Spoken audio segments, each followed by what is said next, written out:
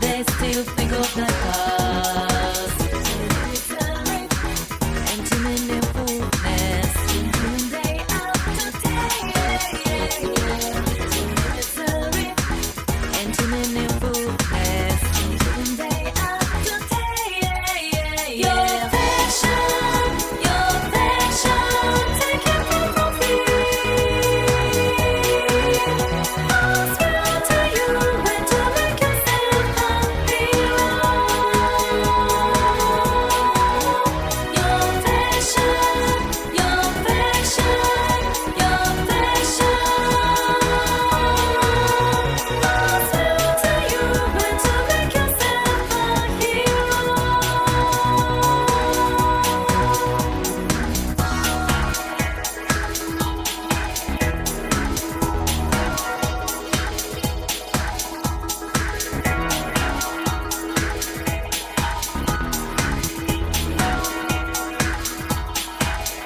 Without flowers, forget what they've wept for day after day.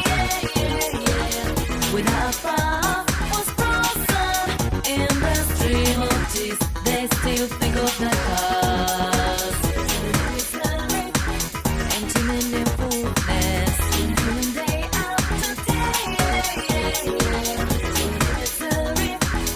Intimate fullness, day after day. Your passion,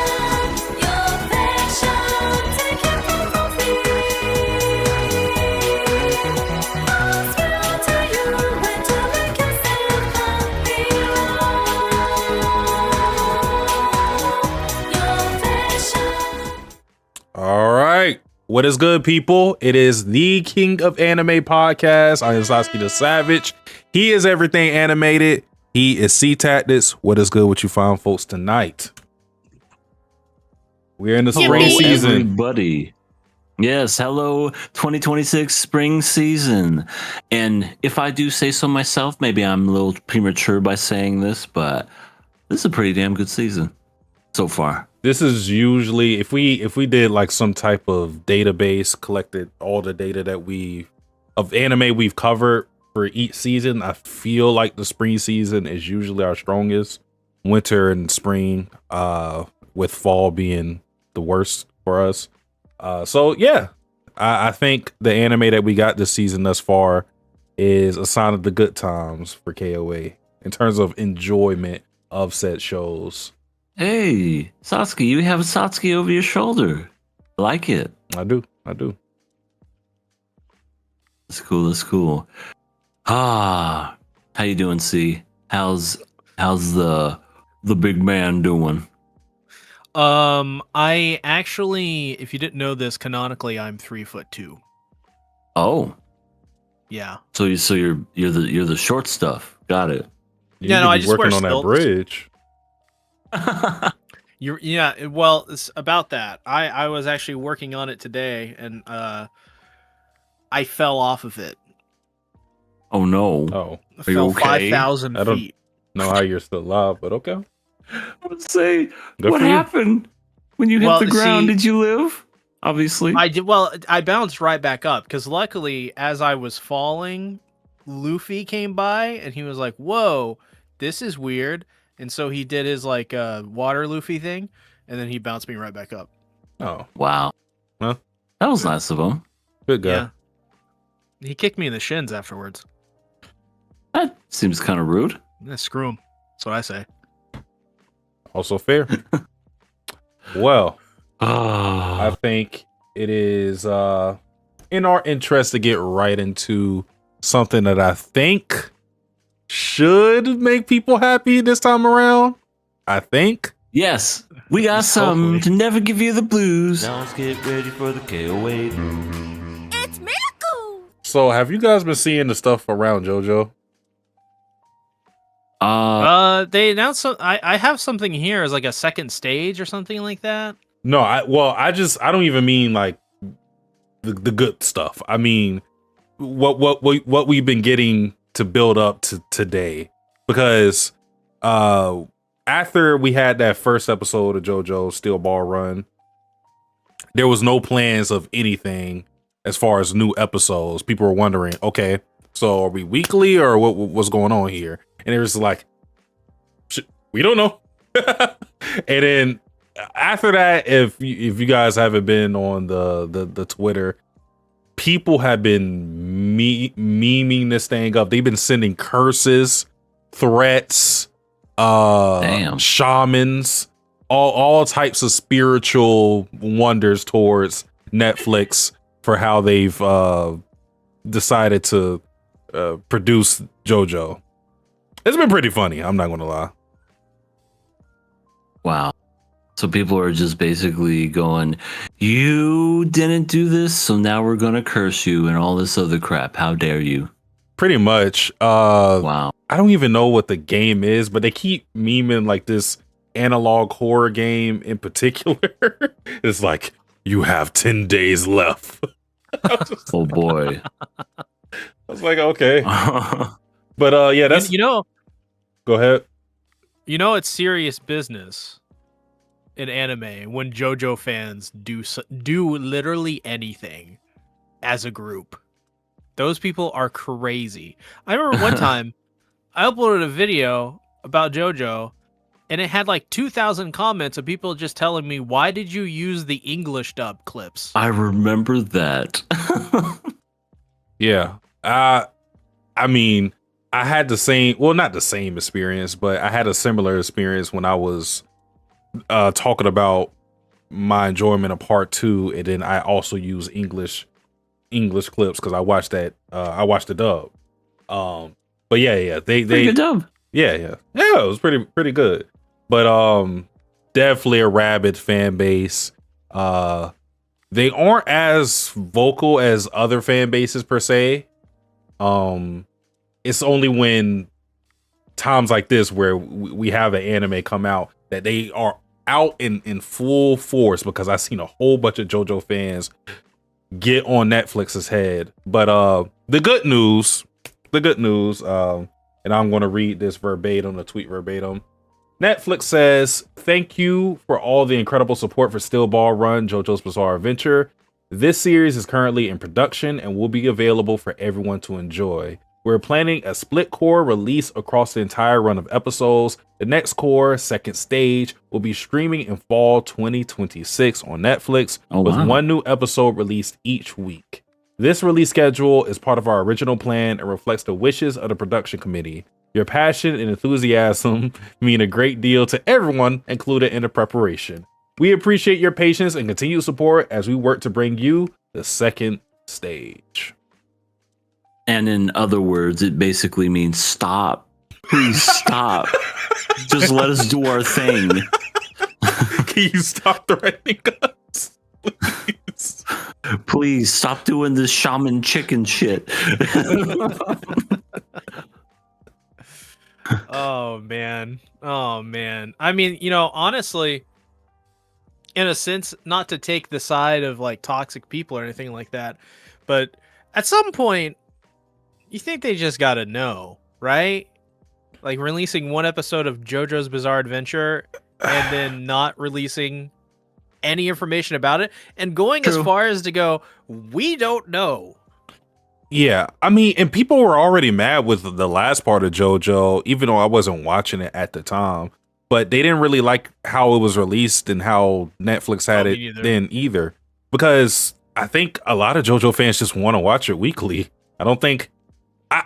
the feeling I get from anime fans is they don't really like the batch releases. Because what it does is the conversation that you would want to have week to week gets taken away from you, and instead what you kind of get is like a spoiler war zone essentially when it drops. Like nobody can take their time with it, because you do a batch release. If you're on social media or anything and you want to talk about these things, you essentially are held hostage in terms of you watching all the episodes until you get on social media, because people are going to watch different, they're going to watch it in chunks. Some people are just going to watch it whenever they get a chance, and it's going to be a war zone instead of just having everybody kind of on the same page week to week. Yeah, like it just doesn't like batches and shit. Just that shit's so fucking stupid. It doesn't work for anime. Like think and Netflix executives don't get this. Like we know this. We know this works. The week to week works. But imagine if Attack on Titan released in batches. It would kill the conversation. For sure. It kills the entire fucking series. Imagine if if manga were released like that. Oh, we're gonna come out with chapters, the first 100 chapters of Attack on Titan next week. See ya. Bye.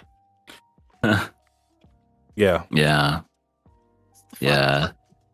For some things it works, and I agree. Anime doesn't work.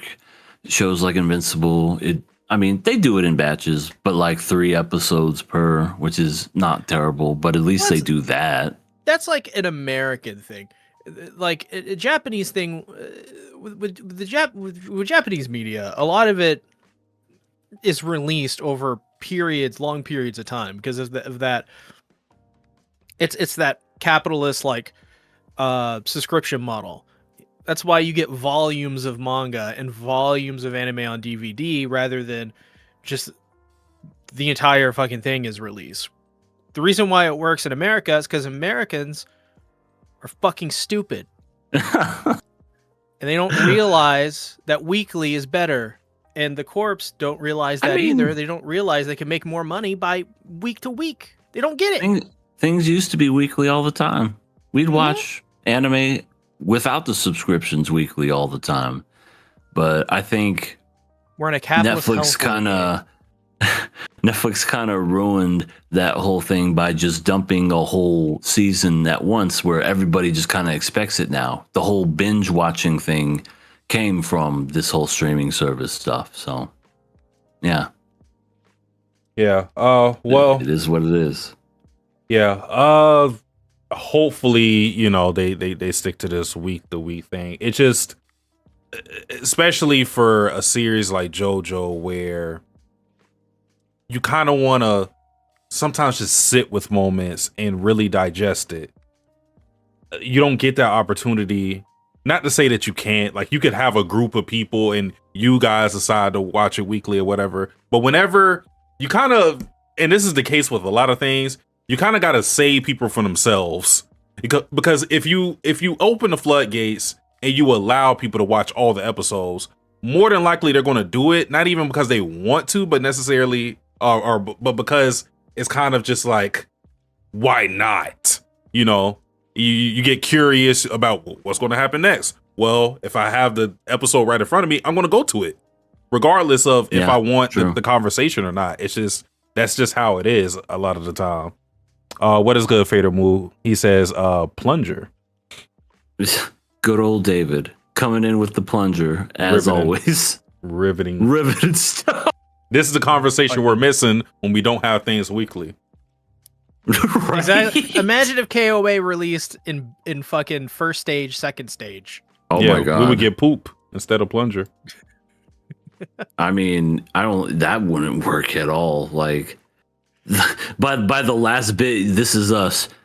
Welcome to the KOA podcast. Do we have anything else to talk about? No, good. We're done. Yeah. Because, think about, some of the things that we've, because we've had series where we just talked about it as a whole versus what we do weekly. And I think, in general, if we took the culmination of the podcast that we talked about a specific series, I think the conversation is better than if we were to just talk about the series itself, just because it's so much to pick apart when we're doing it episode by episode, rather than doing it as a whole, because it's so much we will miss, because we'll just get tired of it, because we're kind of maxed out at 2 hours. By 2 hours, we're like, all right. Versus us doing it, a show maybe, let's say 40 minutes for 12 episodes. That's a better conversation than just having that one big conversation for maybe an hour and some change. Also, it's like they all come out at once. You get 12 episodes of shit on your chest. You're like, well, fuck. I'm like not gonna watch it this week. When am I gonna fucking watch it? I don't know. Next month. Next month rolls around. Fuck, I'm behind. I'm already behind. There's another shit on my chest from Netflix. Another batch of stupid. Now I gotta sit through this shit. What are we doing? But yeah, it just leaves room for more people to spoil shit too. If I'm being honest, like, I mean, everybody loves this, but I mean, hell, people love to spoil things the minute, the second, the nanosecond that the anime comes out. Yeah. Imagine the whole season coming out. Yeah. Oh, forget it. Yeah, You have to stay off the internet. People just skip to the last episode, fire up their AI, whatever. They train it to, I don't know, fucking skim data off the fucking audio or something, and then they just fucking get their AI to spoil everyone. There are absolutely people like that. Oh, for sure. For sure. Well, you guys got any more news? I don't have any news. Sea Tactics sounds like you do. There's quite a bit actually. There's a lot. The Fable is getting a second season. Oh fuck! That's true. Did not expect that, especially with how we've been getting season 2s recently, where it's like it's announced right after an anime is over. When it was on April Fool's Day. Yeah, they had to specify. They had to specify this is not a joke. And they were like, April Fool's is over in Japan. This is not a joke. I'm telling you now, when that comes out, I want to watch it. That's a lock. Well, apparently, now I didn't realize this. Looking at this article on the season 2 announcement, the season 2 announcement. Apparently, The Fable has a sequel manga called The Fable: The Second Contact. Yeah. And then a third part that he apparently started last year, called The Fable: The Third Secret. Mm-hmm. Now imagine if that was all released in a batch. Oh, yeah, that would you wouldn't have time to just enjoy anything. Terrible. Apparently, we though, couldn't talk about your favorite character. See, which one is that? What was who's the blonde lady? The Yoko. drinks. What's her name? Yoko. Yoko is your favorite. Not true. Listen, I saw her compare that man to her father. That's weird. Okay. Anyways, I mean, it was a sweet chapter. apparently, according to this article, quote, the manga is inspiring the Fable manga build roguelike deck builder game from Kodansha Game Creators Lab and developer Mono Entertainment, because that's what? Huh? Yeah, We're getting a Fable roguelike Dude, deck builder? I may actually play that. There's no way this can be good.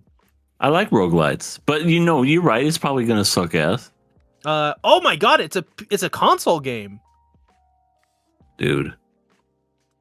Hold on. We're all playing this, right? It is. You can find it on Steam. It has a Steam page. Well, put it in the chat. Put it in the podcast chat. I want to see it. The Fable. Oh my god, it's $10. It's out. It's released. Well, Sasuke, you can always play it, and then like if 2 hours go by, you don't like it, you can always return it. Don't shake your head. I'm not playing it. Okay, I'm looking. There it is. That's crazy. What I learned something new today. Speaking of games, though, There's a demo. here's some great news about games. Shift Up is teaming up with Shinji Mikami. Now, do you guys know who Shinji Mikami is? I don't. The name doesn't sound familiar, no. Also, I feel like with that Fable game, I feel like you're going to spoil yourself somehow. Damn. Well, Shinji Mikami, you know, he created this little known series back in 1996 called Resident Evil. Oh, duh. Oh, I thought I did that. Oh, he also created another little, well, this one actually is a Dino little known Crisis. series, it's Dino Crisis. Hell yeah. He also went on to do Vanquish. That's a little known game too. Vanquish is great, by the way. He did The Evil Within, fantastic game. He also did The Evil Within 2, and then Ghostwire Tokyo, which is and Shift Up. They do the Booty shooters. what is that? Nikke. Nikke. Stellar Blade. And then they did Stellar Blade. So apparently, it's more of a publishing partnership, so it's not going to be necessarily like a game, but that shows that Shift Up is becoming another publisher, pseudo publisher, which is exactly, I think, what video games need. Now, here's another story that was the most random thing I've seen in a while. Jack Black. Fucking Jack Black wants to star in Yakuza. Okay, isn't it specifically a Japanese game? It is a Japanese Like game. in Japan? It's now called Like a Dragon. But there's he wants to be in the TV series for this. And Like the main it's character? a Japanese. Yeah, he wants to be a character in this TV show. And the series director responded. He said, this, I swear to God, this is actually, he said this. He said, quote, "I've no idea what role he'd play, and I don't even know how to reach him, but I might try to contact him. LOL." Wow. I mean, like, okay, I'll say this with just playing 2 Yakuza games. Sometimes a series can be very silly when you're doing sub stories. So, funny enough, he could have some weird role in that series. Just for an example, there is a scene or there's a sub story in Yakuza where you have to fight against Michael Jackson, pretty much. It's a fake ass Michael Jackson. An impersonator? Well, I mean, in the game, he's pretty much Michael Jackson. Yeah, he did the whole Thriller thing too. I was like, oh, okay. Oh my God. So that is great. I mean, yeah, Yakuza's very silly sometimes. So, Well, let's get I Jack think- Black to be a Michael Jackson impersonator. I think it would be perfect. I think my favorite side quest in Yakuza 0, which is a fantastic game, is the one where you try to help a dominatrix be a better dominatrix because she's Oh, too yeah. nice. that was one My of the first God. ones I did. Funny enough. You know that lady is an actual adult porn star. Yeah, they had like this whole Do tell. they had this whole like collection part of Yakuza where you're like collecting these cars and they're from Yep. actual AV actors, adult video actresses. Yeah. So like Yeah. they actually feature real people in this whole thing, which is I honestly I think that's pretty cool. Like if you're gonna have like this goon material, whatever, actually give people some, actually highlight some people who are, You working. gotta give the people what they want. Also, Wow. it's just like it's just cool because you never see games do that. Like I get like the whole like, like pornography is like the big unspeakable. You don't speak about it, but it's also just it's despite its plenty of issues as an industry. These people still put in work, still a job. Yeah. Mm-hmm. So it's nice to see them get, a little bit of attention outside of the usual fucking weirdos and creeps and grifters. Yeah. It's also, very different in Japan as opposed to America when it comes to open sexuality. That's like very much explicit like that. Japan's just like, it's there. It's, take it or leave it. While America's like, oh God, cover your eyes. But let's look at this person get exploded into a million pieces. That's okay. Yeah, that's okay. Yeah. Also, our president is, that's okay too, but no boobies. No boobies. But we can politicize politics or something like that. I don't know if I know. Anyways, turns out last week we talked about Dada going on a 1 month break. That's not true. That's a lie. It was a joke? Is joke? Oh, that was so perfectly timed. The editor basically stated it is not going on hiatus and will continue as normal. And it did, because woke up this morning and I was like, oh, new chapter's out. Cool. Read it. I was like, well, I guess it's not. I guess it's fake news. It's fake news. Damn. I am so sorry. Well, Yeah. I mean, that's a good thing, though. At least it's Dan to Dan Monday, every Monday now. Mundadon, yeah. Speaking of, nobody had an issue with the chapter this week. Because as it so turns out, the entire reason people were mad last week was completely stupid.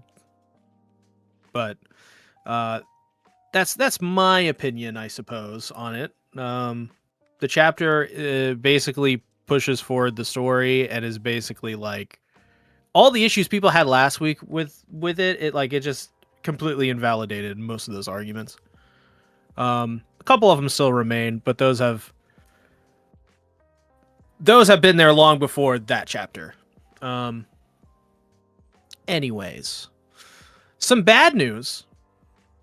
Crunchyroll and Aniplex's joint venture Hayate acquires anime studio Les Deuce. So What's Les Deuce? Les Deuce, they have done Fanfare of Adolescence, Oh Maidens in Your Savage Season, Clevatus, Tomo-chan is a Girl, Magi Adventure of Sinbad, Rising Impact, Heroines Run the Show, Please Excuse My Younger Brothers, classic. Classic. That's some more stuff other than that. That's more notable and better. So yet another company getting absorbed is what you're saying. Yeah, more consolidation. Not good at all. More layoffs, probably. Yeah, more layoffs are probably to be had, if they aren't already being had. It's also like a brand new studio as well. It was founded in 2013. So It's only been around for 13 years. Crazy. Fantastic news though. In June, Asato is launching a new light novel series. Who's that? The person who created 86. Oh. It is titled Yaibuki Agency, Record of Traversing the Sinmanjo Tower. Damn. That's a mouthful. Yeah. So does it have Vladilena? No, it does. I don't think it. I think it's a different artist that's doing this. So when it comes to light novels, usually you have split up between, like the writer is the writer, and then you have an artist who does the art. I'm not sure if Asato has the same illustrator as she did before.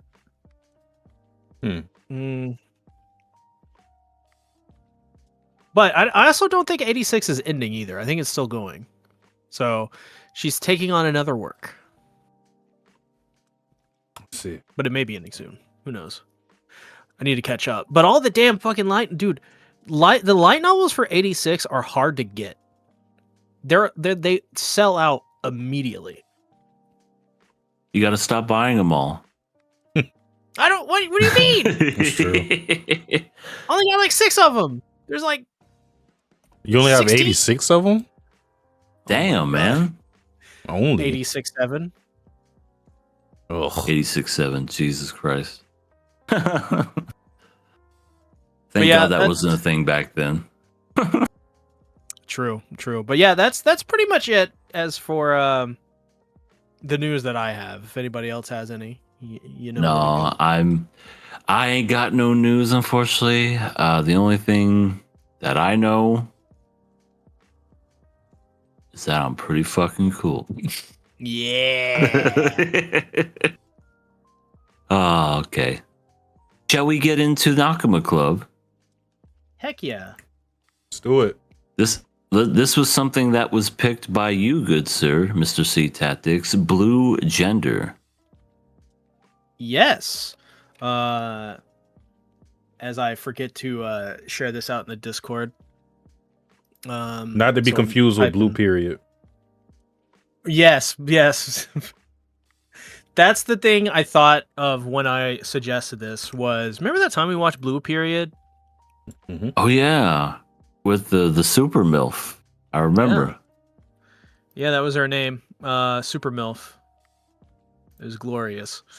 So yeah, I mostly picked this one because EA hadn't seen it before.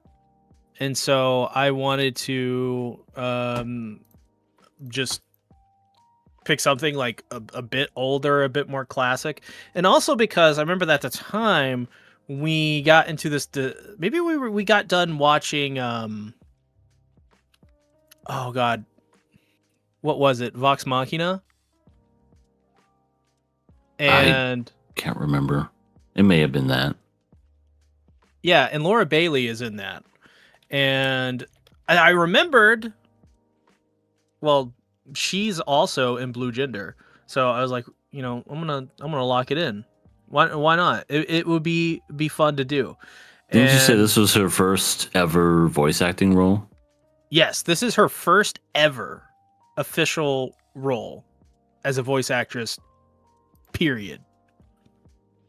And basically what it's about is this guy, he gets this disease and he gets put into a cryo chamber to like him and a bunch of other groups of people get put into this cryo chamber to sleep and be frozen for however many years until humanity can find a cure, in which they'll be brought out of cryo sleep and they will be cured, or they'll either that or be used to create a cure. And what happens is during that time, bugs take over, and it's more or less like Starship Troopers, the anime. There's like mechs, there's bugs, and the art style is very like classic, like almost Gundam-esque in terms of its detail and quality. It's quite impressive, actually, because this comes from Studio AIC, which I have no idea what Studio AIC done until I looked into them. And ever since then, they've done things like Data Live and of course, the greatest anime you've ever seen, which is Oremo. Yeah, I see. That's CIA backwards. True. Holy AIC, dude. CIA, but dude. they actually helped do Space Battleship Yamato 2199. Okay. So Hey Bill, how's it going? They've been around the block. They've been doing a lot of stuff. And yes, we did mention Blue Gender because we're about to talk about it. The main characters of this is Yuji Kaido, who is the person who has this disease and is put into cryosleep and wakes up. And then it follows this rough ragtag military group that is basically there to transport him from location A to location B. And that person is named Marlene Angel, which is very kind of on the nose once you get later into the series. But Oh, she's so sweet. yeah, she's voiced by Laura Bailey. And most of this dub is actually voiced by the Dragon Ball Z, the original Dragon Ball Z. Yeah, dubcast. this is a Funimation dub. I can tell by just how it sounds. The Yeah. main guy is Trunks. You have Laura Bailey, and then you hear Krillin in there. I think his friend is Krillin, and then there's Gohan in there at one point. I'm just like, this is all Dragon Ball when you just hear it. Yep. Yeah. It's got its charm as a dub. The series is not perfect. This is definitely not one of those that I think will fit everyone's tastes, but it is a very fascinating series to watch in hindsight, and it does have some very good moments. It also has a film after this, which is a recap film with a brand new ending. Huh. Which is Interesting. very weird. Very, very weird. Because they were recapping it and they were like, well, we can't really fit the ending anymore into this because we're going to release it in theaters and it'll go over time. So let's just make our own ending. That's And interesting. so they did. Yeah. I think this is also an anime original as well. I want to say, yes, this is an anime original. So, sort of one of a kind of like a time capsule series, and very excited to talk about it because the last time I saw this was probably like 15 years ago almost. So, Dang. but what did Yeah. you guys think about it? Yeah, this is definitely an old school anime. You could tell just by how it looks. Like, I feel like animes back then just had like a darker look to them. Everything's so bright and lush and beautiful now, but everything just is just a very dark, and it's, you know, because of those cells that they had to fill in, you know, hand by hand, frame by frame, which that always impresses me whenever I see stuff like that, and just the way that it looks. And you can tell that there's some moments when they try to cheat with it because that's just the budget that they had, like with the fiery explosion, and you see just the wave mechanics and everything. You could That's obviously a still frame, but they're just like manipulating it to make it move and make it look like that, which I always find neat. But yeah, so far it's, if I could describe it, it's definitely Starship Troopers-esque. Starship Troopers with Gundams, and almost kind of reminds me something of like Demolition Man, because it's like, you know, cryostasis and then going into the future. Like, so I really am on board with what's going to happen next. It's probably going to be very formulaic and cliche, but you know what? It's okay in this situation where it's just like, I don't mind it, just because it's a product of its time, and also because this was 25 years ago when this came out. Yeah. And now the future in the anime is 2031. So guys, we're almost on the verge almost to seeing there. bugs. My God, I Bug domination. I hope we get taken over by bugs. Really, I'm really rooting for it. Honestly, 5 years from now, we're gonna have bug invasion by blue. That's what they call the bugs, which honestly seems very not intimidating, calling them blue. If I'm gonna be honest, it's like, it's these creatures called blue. Blue? Oh. This fucking little pansy over. Yeah, come here. I'm gonna kick your ass. Blue. Yeah, you run away, Blue. We always do this. As opposed to a name like a xenomorph, which that just sounds alien in itself. You're just like, oh my God. If a name has like an X in it, it automatically makes it like a lot more intense. Right.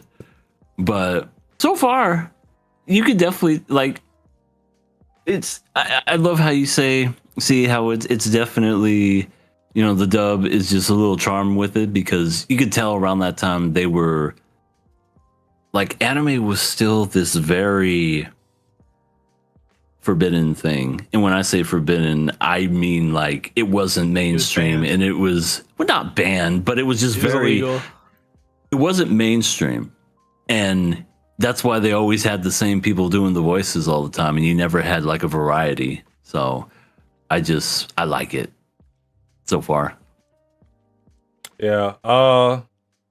So couple different things.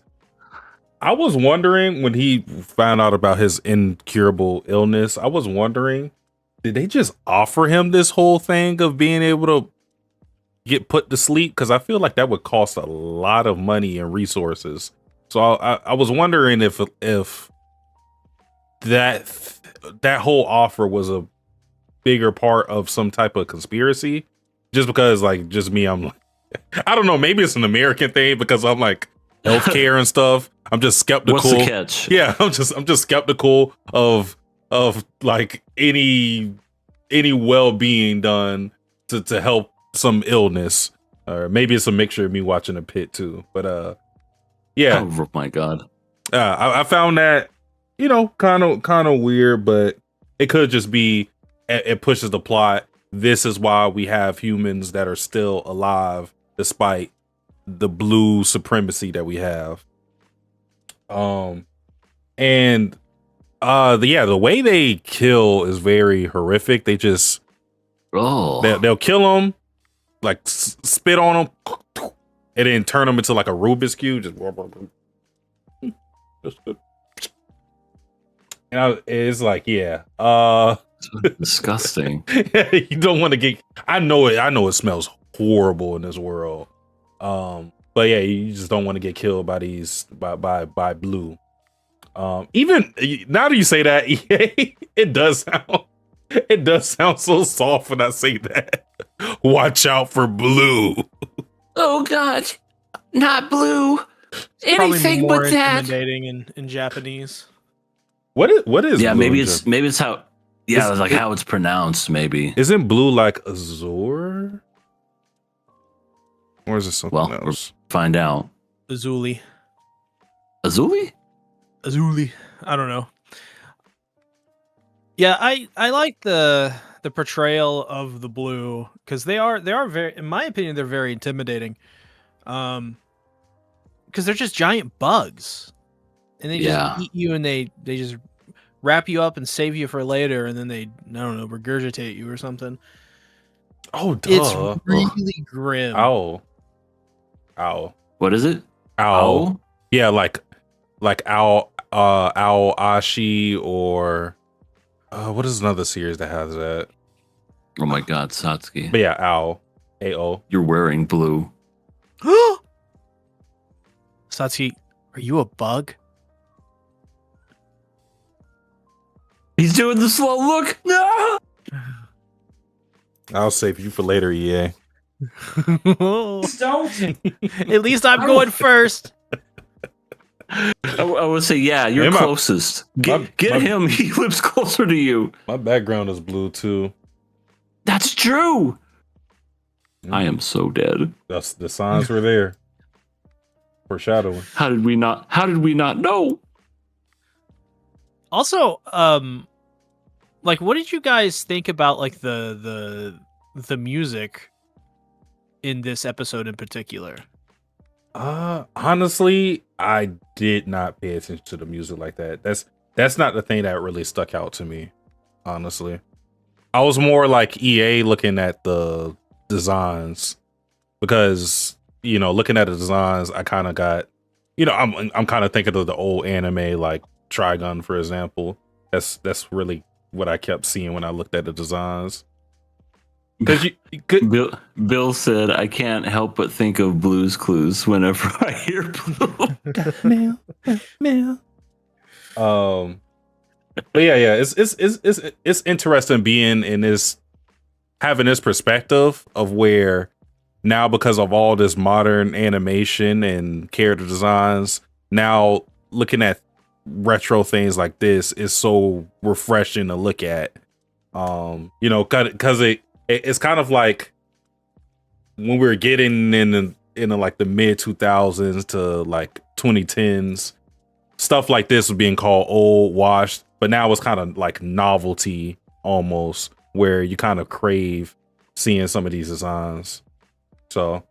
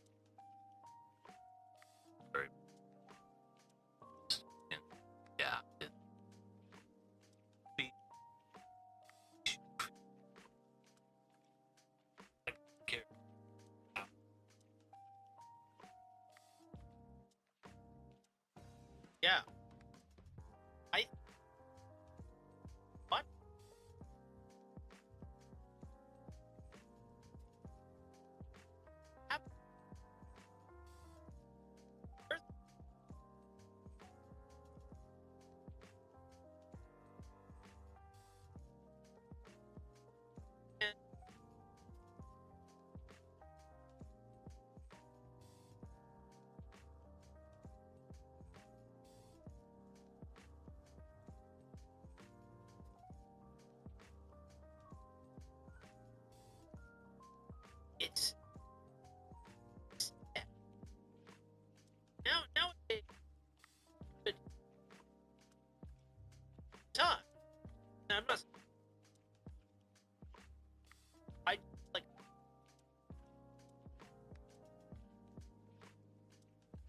I think that.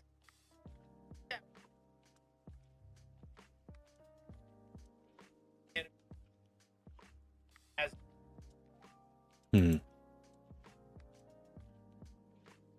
as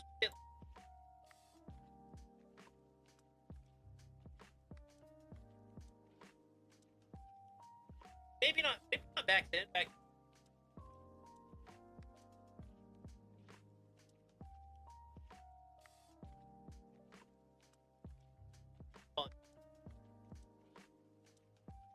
uh, guys,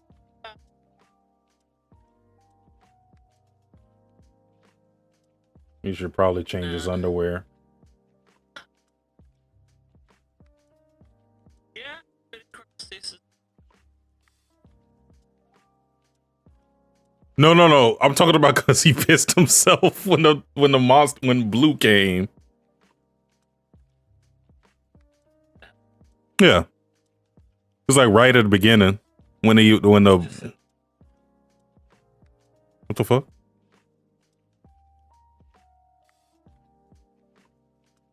Wait, Oh, it's we're muted when we talk.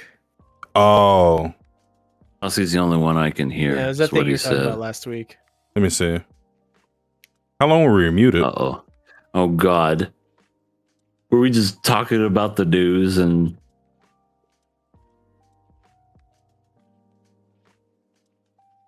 No, it doesn't seem like that long. I'm muting That's what myself. Stevie Hold said. on. Last week. Let me see. Technical difficulties, guys. Let's pad the runtime. YouTube is not letting me go back. Hopefully, it wasn't for too long. I don't think it was though. I don't think it was. I think it was like a couple minutes. Yeah, I think it's fine. But yeah, And also, you could still hear it. It was just very faint. It's probably because it was going through my headphones or my mic. yeah. If you're a bug though, you'll be able to hear that probably perfectly. So Oh, Satsuki. Oh I no! just imagine like a shit. giant insectoid creature with like gigantic headphones over its head, watching this on a tiny ass computer. Just turning people into jigsaw puzzles while he's watching the stream. But yeah, what did I ask? What did you guys think about Yuji? Oh, the character, yeah. And you said changing the pants, and yeah, because he shit himself. Yeah, he's pretty much the typical like, oh God, where am I? Oh God, I'm so scared. Oh no, what is happening? You know, just main character thrown into another world where he doesn't know what's going on, and he's trying to kind of get a grasp of things. Like everyone else knows the world because this is the world in which they're currently living in, while Yuji is literally just like, I don't know. So Yeah. right now it's just, you know, he's kind of a blank slate. Honestly, you can take him any direction at this point. We haven't really taken the time to really know him, other than we know the fact that he has a disease. He had a friend. His friend's probably dead. The girl that he saw is definitely dead because he remembered her. And then he got saved, and now he's doing his thing. So that's kind of where we're at right now with him. Yeah. Yeah. Yeah, he's very nubile in the way he's presented. Very blank slate.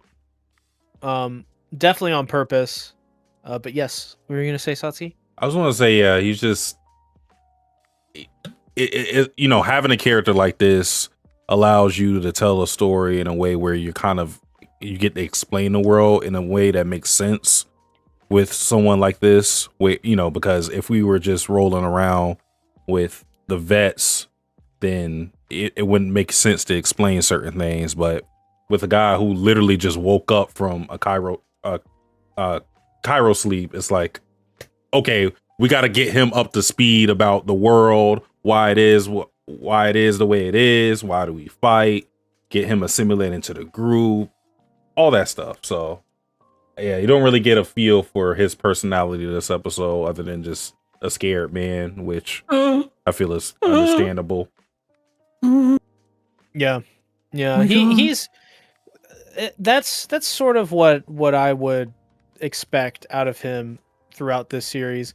He more or less is like reborn into this new world, and he throughout a majority of it he is very nubile. He takes this his character takes this approach where he's almost annoying in some ways in terms of how naive he is.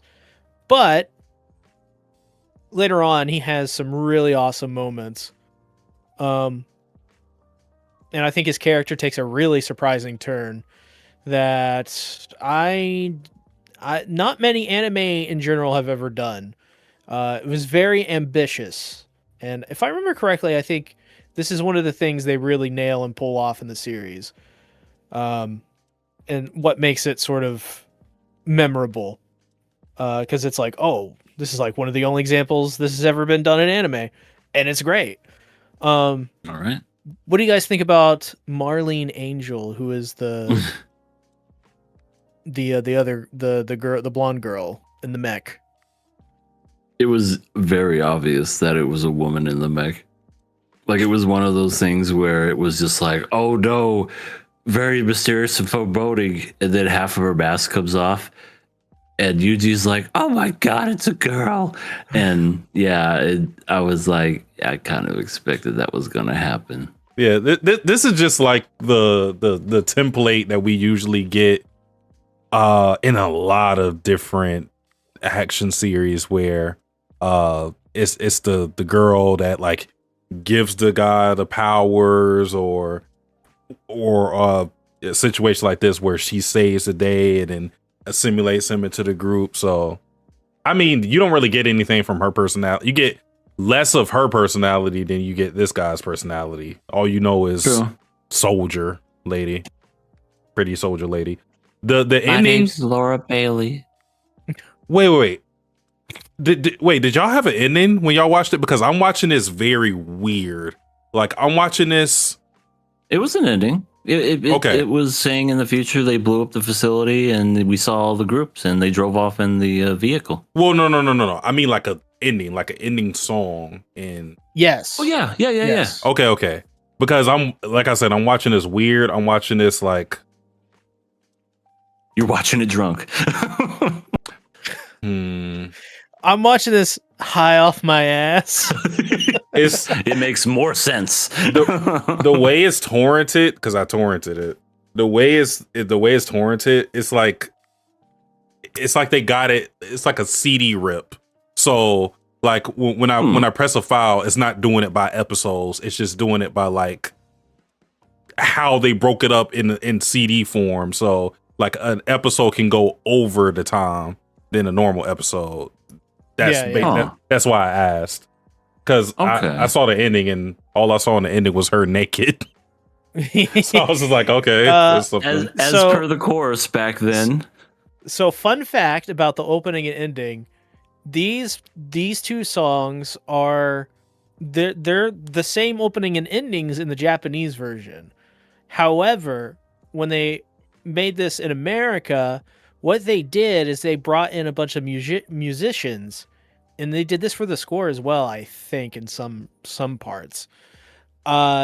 They completely re-recorded it as like rock versions of these songs.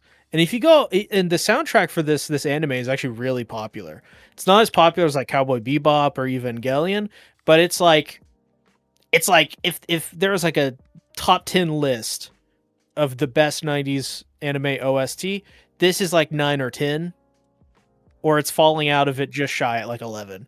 It's a very fantastic score. It's way different. It's one of the best qualities of this anime. But the openings and endings were redone by Funimation, and they actually featured Laura Bailey singing both of them. Really? I didn't know that was her singing. Yeah. So Wow. I still get the opening of this song stuck in my head from time to time. I don't know why. Doesn't even matter how hard you try. Keep that in mind. I designed this right in mind. So, All I know. but yeah. I've actually watching this. I have the DVD of this, released by Viz Media 4 or 5 years back or whatever on DVD, and it's funny because I put in the DVD and I watch it, and it has like these weird cuts that are really jerky, and it like they cut off like a nanosecond Jerky. of the end of the episode for the ending, and it annoys me, and it like freezes and it hitches too when it's transitioning from the opening to the ending. So yeah, Wow. Cray cray. it is a little cray cray, but 'tis what it is. Yeah. But first episode down, and we got other ones to go. That thing that you sent a while ago, see, I pinned it to the chat, so now we won't you get did. confused. Yeah, so next week, if you guys are interested, we're going to be talking about episodes 2 through 4, which is more or less kind of the beginning of the let's explain all the shit going on, and then also a little bit of now the story really starts. Like This is the fucking character awesome. building and stuff. Yeah. Yeah. So we're going to get that next week. This series is going to fly by. It is one of the easiest, like 24, 26 episode anime you'll watch. Cool. Yeah, this first episode I felt like went by quick too. Like Yeah. I was just like, oh, we're already done? 2031? Oh Yep. no. It's got really, really good pacing for the most part. Cool. I will anybody interested in the schedule of what episodes we'll be watching week by week, I will post a schedule after this episode, after this podcast, so you can watch along with us.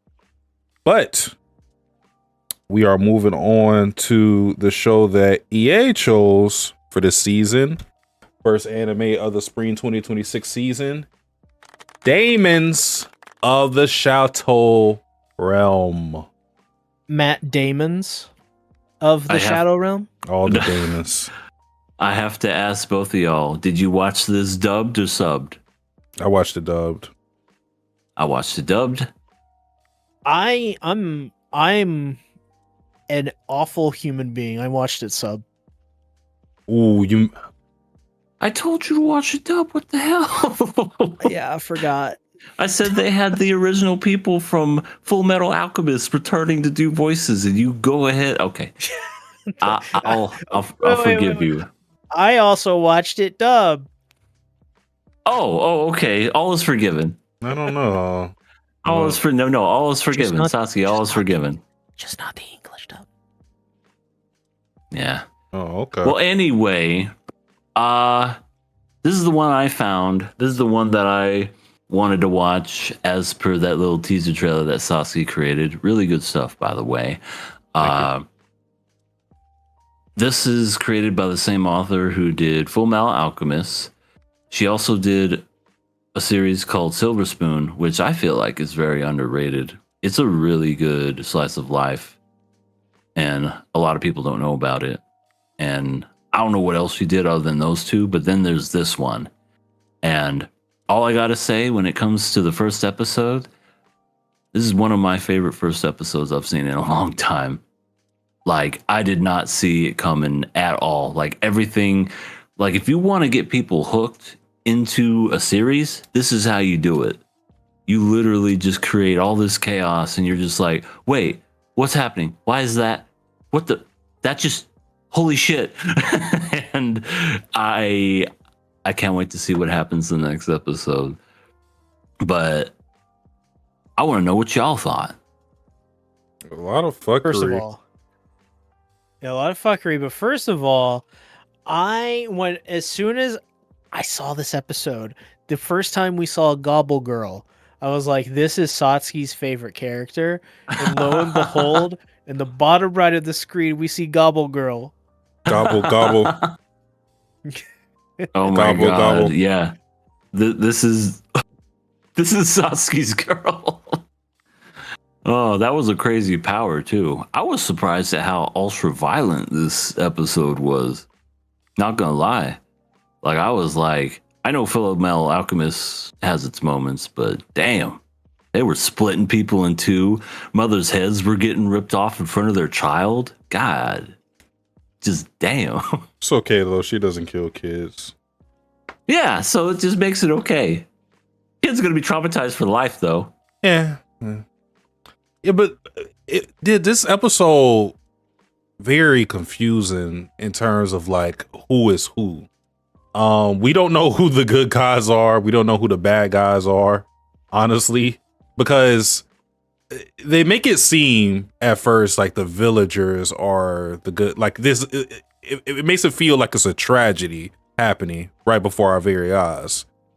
But I feel like with all the information that we find out, like, you know, by the time the episode ends, you kind of put that a little into question, because just with the one scene of Asa, the girl his sister locked up, and she appears to be like, you know, the sweet girl and whatnot, but then another Asa shows up and goes, yeah, I'm going to save you and kill everybody in this village, which makes you go, huh? Right. And you don't know. You're like, okay, what does that mean? And then she ends up like killing Asa, but then Asa's still alive because she's secretly a demon thing. I'm like, okay. So yeah, I don't know whether or not these villagers are good people, or whether or not like the higher up, so to speak, like the granny definitely knew a lot of shit. Whether they were all kept ignorant for some reason. And maybe it was just for the reason of keeping Yoru from acquiring the powers that he got by the end of this episode. But yeah, very confusing stuff, because it's like 3 different factions at work here. Satsuki, under character names to remember, Yaru, you have as descriptor as Ed. Yeah. Which is funny because Gabby looks more like Ed than Yoru does to me. Yoru looks like an adult owl in my eyes. He does. No, he does. He really does by comparison. But there is definitely a lot of stuff going on in this episode where you don't know who's good and who's bad. Yeah, I feel like a lot of the title of the anime, I don't know if it's like spoiling it for me, but it gives me a theory that I think what's going on here is that Yuru and Donji and have been put into a different realm, because one of the craziest parts of the episode was like this magical barrier goes down, and suddenly there's fucking soldiers with like guns, and it's presented Like as this modern thing. It's like in times. the Edo period, and so you have this Edo period, like village being like hovered like helicopters hovering over it, people running in with handguns and paramilitary gear and like walkie-talkies and devices and all this stuff. They think planes are dragons. Yeah. I I will say that one of the best parts of this episode is when they're like looking at the sky, they hear something and they're like, "Is this dragons or whatever?" And you just hear the sound of a helicopter of an airplane. Yeah, but you don't see it. You don't see it, you just hear it. And it's one of the best parts of the episode. Just that moment. Yeah. Yeah, this is like a scene out of, yeah, and I know he gets a lot of flack, M. Night Shyamalan, but have any of you all ever seen The Village? No, Mm-mm. no, I've seen Signs, I've seen The Happening, and Well, something else. then this is a huge spoiler. If you weren't going to watch it now, you're never going to watch it. But the whole movie takes place in an actual village, and you think that there's a monster going on and everything. The M. Shyamalan twist at the very end is it's modern times, because this woman escapes the village and then gets ran over by a car. Mm. And it's one of those things where it kind of reminded me of something like that. Even though it all happened really quick and really fast, it was just because I was thinking the same thing. It's like dragons are up there, but then it sounded like an airplane, like a 747. And I'm just thinking to myself, that had to have been intentionally or on purpose? And sure enough, it was, because I'm just like, dragons don't sound like airplanes. So it just it just added to it. But once the barrier was down, then they were able to see those things up in the sky. Then you see finally like the plane and all that. And I'm like, oh, okay. It was a big ruse. Okay, where are we going to go from here? I like that. I think they've left a lot of hints in this first episode, and the fact that the name of the anime itself, maybe this entire place they're in maybe they are demons, Matt Daemons. Another hint is Matt Damon's. when Gabby Gang, because we can now bring that back because we have another Gabby. Was when Gabby Gang is like, the helicopters are disguising themselves as rescue helicopters, which tells me that this little village is more not only isolated than initially thought, but also there's a society out there that's probably more like our own. So I don't know. What does any of this suggest? That there's hidden demon barriers around the world and they got to go catch them all? Yeah, because there's also, if you saw like the trader, the person, like the actual like person that would came in and did like trades and everything in there, looks like he knows about the real world too. He's got a cell phone. he had a He knows how to phone. use a handgun. He knows how to use a gun. Yeah, I'm wondering then if he was like basically the overseer, since he was especially because he was dealing medicine. If it was a way to like, I don't know, keep everybody under this illusion that they were living in these times instead of this advanced world. But like I said, I feel like the grandma was also showing that she knew some shit too. So I don't know how much everybody knows. I don't know what faction they belong to exactly. It seemed to me like they were trying to keep Yoru away from what ended up happening at the end.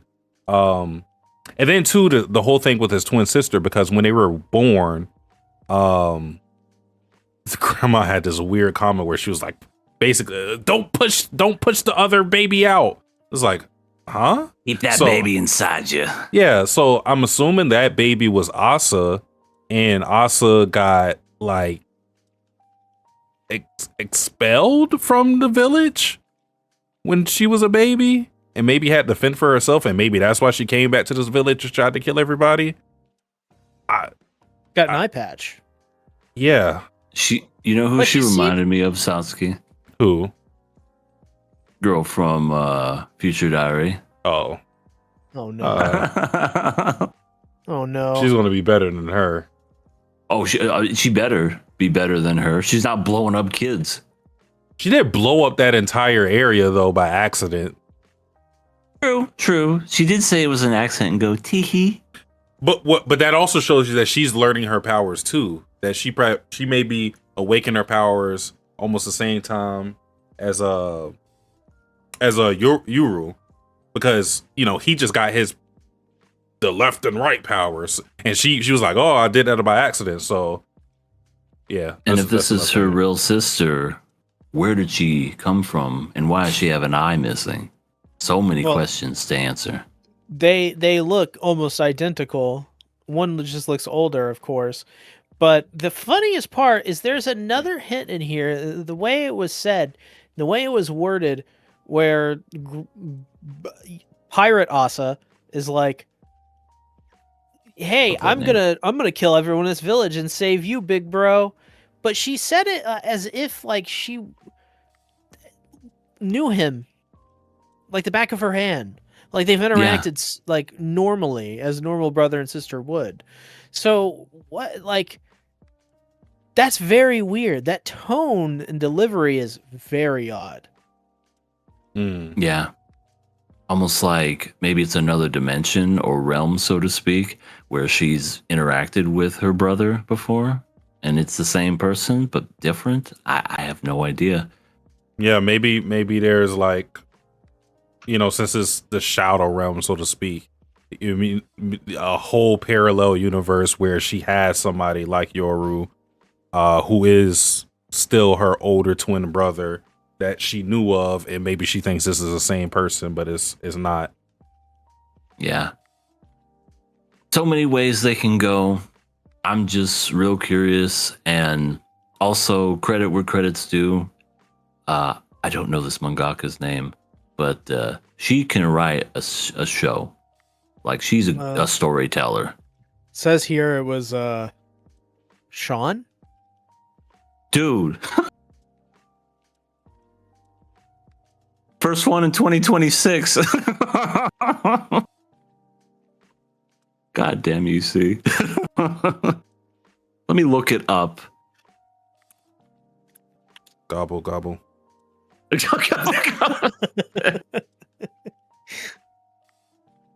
I did nothing wrong. Hiroma Arakawa is her name. So, yes, I stand by it. She can tell a fucking story. Like, she knows how to do that. That's really good. Yeah. Yeah. Hey, we got he awakened his Daemon powers and got the left and right demon spirits, and they're very gung ho about fucking with him. I already know next Right, episode is just going to be them being like, "You can't control us." It's going to be like the whole Charizard thing. It's their arms are gonna be behind their back and they're gonna have their feet up and just like, get in their ear like that and just flick and like, you can't tell us what to do. And then he's eventually going to unlock something, and then he's gonna earn their respect, and he's gonna go, okay, we'll help you. Something like that. Yeah. But yeah, I'm real excited with this series. I'm glad I didn't watch or look into anything, because I would have been spoiled, and like that would have made it not as well. Not that it wouldn't have made it interesting, but I liked the surprise. The twist was really cool. I thought that was unique. Also makes you think, maybe I got to go back in the episode, but how did the barrier even go down in the first place? I almost want to, because it shows a hand, but you don't know whose hand it is. Or maybe you do if you watch it again. But like somebody did something to take it down, whether that was Gabby Gobble or if it was, the merchant, I don't know. But somebody brought it down. And for what reason? Oh, we got to get this person. Okay. Yeah. Well, is there anything else anyone wants to add for the show before we move on? It's nice having these familiar character designs in a modern style presentation. Yeah. Definitely watch it dubbed, see. You won't be disappointed, because the granny was the voice of Ivy. Envy. Not Ivy. I was thinking Fuck's Ivy. Seeing those Batman films, I'm like, Ivy? What? What? No. Envy. And the left and the right are also from Full Metal. I think one of them is Renri. And then the guy was, I want to say, I can't remember. Like, you barely hear them talk, but I'm pretty sure the girl's Winry. I think Asa's voiced by Colin Clickenbeer. I may be wrong by that. I didn't look it up Okay. yet. Yeah, so Oh, and definitely watch. Colin Clickenbeer was voiced by, or she voiced Olivier. Yeah, there you go. There you go. Let me see. So definitely check it out dubbed. I think it's a pretty good dub. Just for that classic Full There you Metal go. feel. Yeah. Does it have what's his face? The most dangerous man in anime. You talking about Vic? No, Yeah. Vic's not the main. I almost would have imagined him being the main character, but the guy who plays him does a good job. Like, I think he does well, but no, Vic ain't ever going to be in anything. No, it wasn't Asa. It was Left. It was Left. I knew it. Yeah. Okay, cool. So it wasn't Rinri. My mistake. I knew she sounded familiar though, so that's Olivier right there. Mm-hmm. Cool. Okay. Moving on, our next anime is Akane-Banashi, which is my pick for spring 2026. So for anybody unfamiliar with the performance art known as Rakugo is basically Japanese storytelling where you have your performer sit on a cushion. They are afforded only two props, which is their hand towel and their fan, and they sit there and tell these old stories. Usually they're old, and they basically have to use their facial expressions, their voice, and gestures to tell their story and play a whole array of characters. You could have upwards of like 10 different characters that you're playing at a time, just sitting there on that cushion, and you're sitting the entire time, so you're not walking around. It's this very like minimalist style of acting that emphasizes the person rather than some of the tools that you may have. It's a very interesting art form. So even if you aren't into it or you don't know about it, I feel like this series could be the series to get you into it. So yeah, that's the whole thing. And for Akane-Banashi, first episode, we focus on the Rakugoka Toru, who is our main character's daddy. Yeah, I saw something like this similar. It's officially been 10 years ago now. It talks about Rokogu as well. It was I had to look it up. It was called Showa Genroku Shinjuku.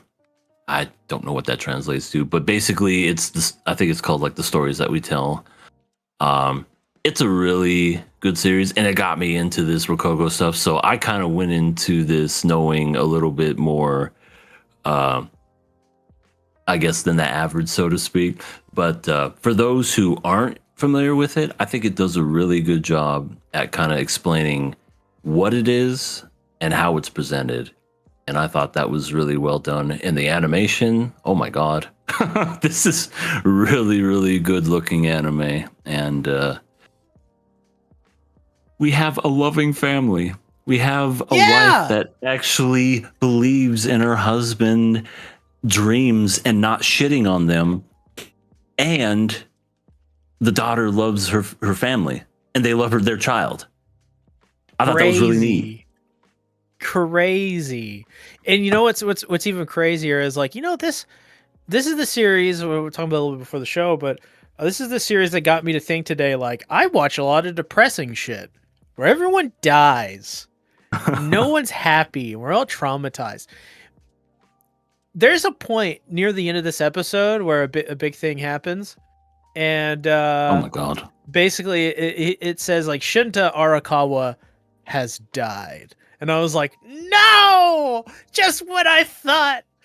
Everyone would live and everyone would be happy.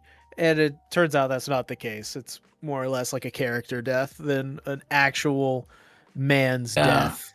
Like a metaphor or an allegory. An allegory, yeah. but yeah, it was pretty wholesome for the most part. You know, what's the daughter's name? Akane. Akane. Duh, I'm an idiot. Akane she's a daddy's girl. True and true. She wants to be just like her dad. She sees what he does with the Rokogo and like copies him beat for beat, just like with the stories and the lip reading and how to present and everything. She's got the talent. She absorbs everything like a sponge. And yeah, she's definitely gonna, well, if she wants to, when she grows up, she can be a really, really good performer.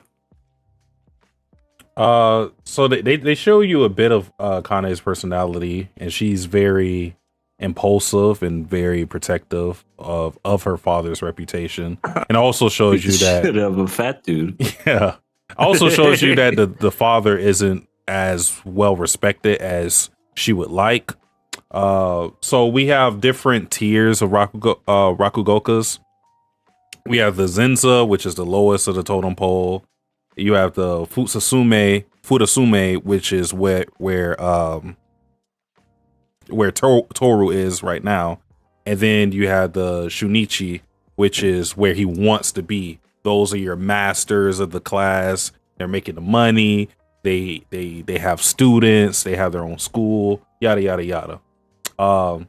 And yeah, he's in the middle, and you saw the parents are like talking about him to their kids, which I feel is very weird.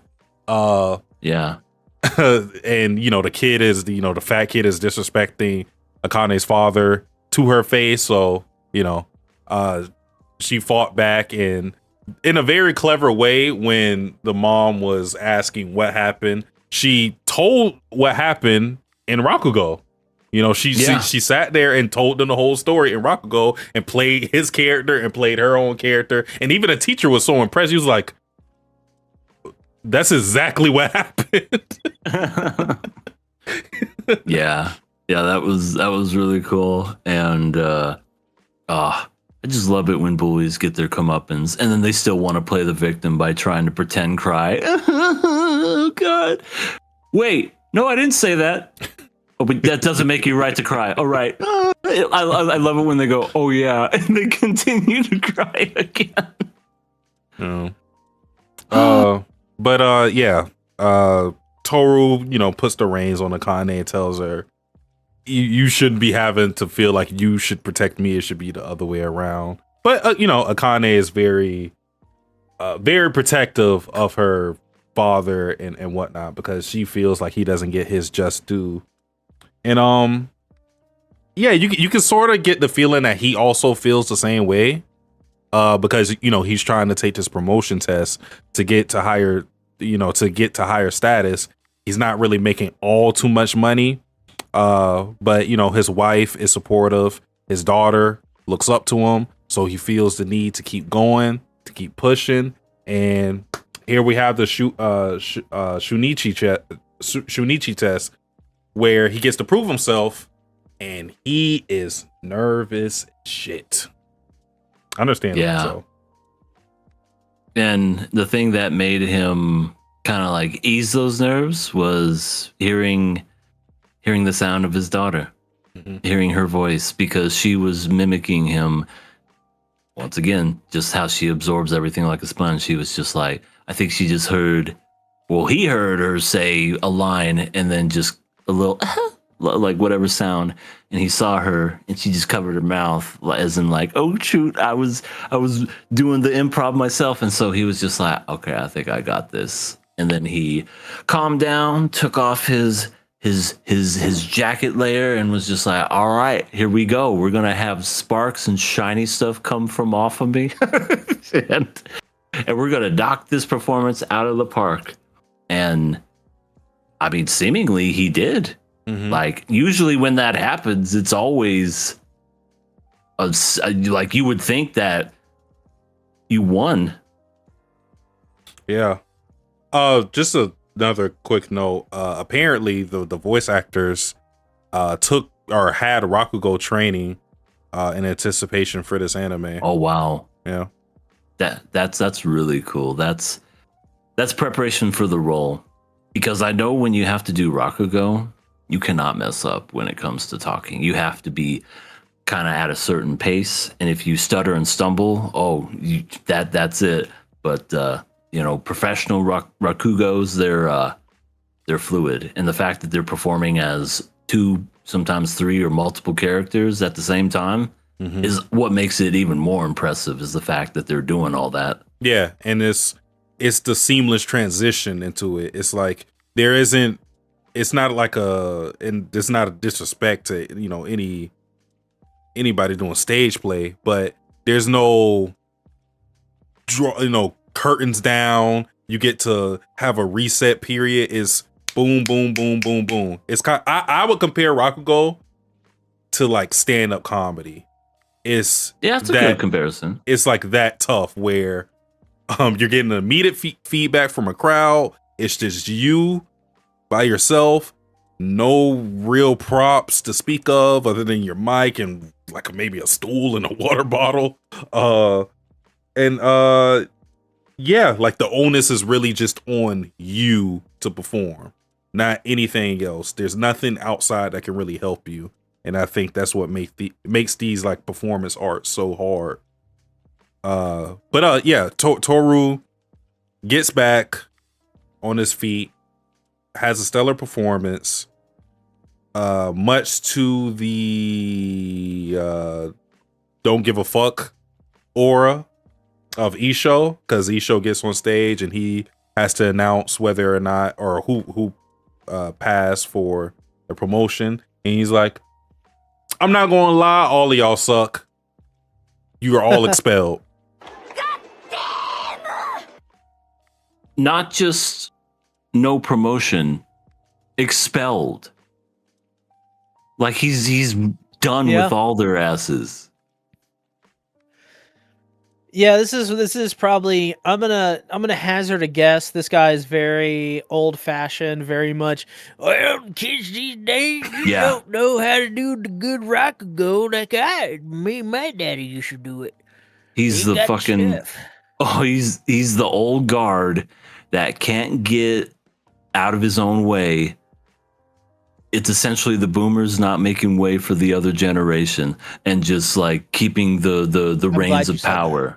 Yep, that's what it reminded me of.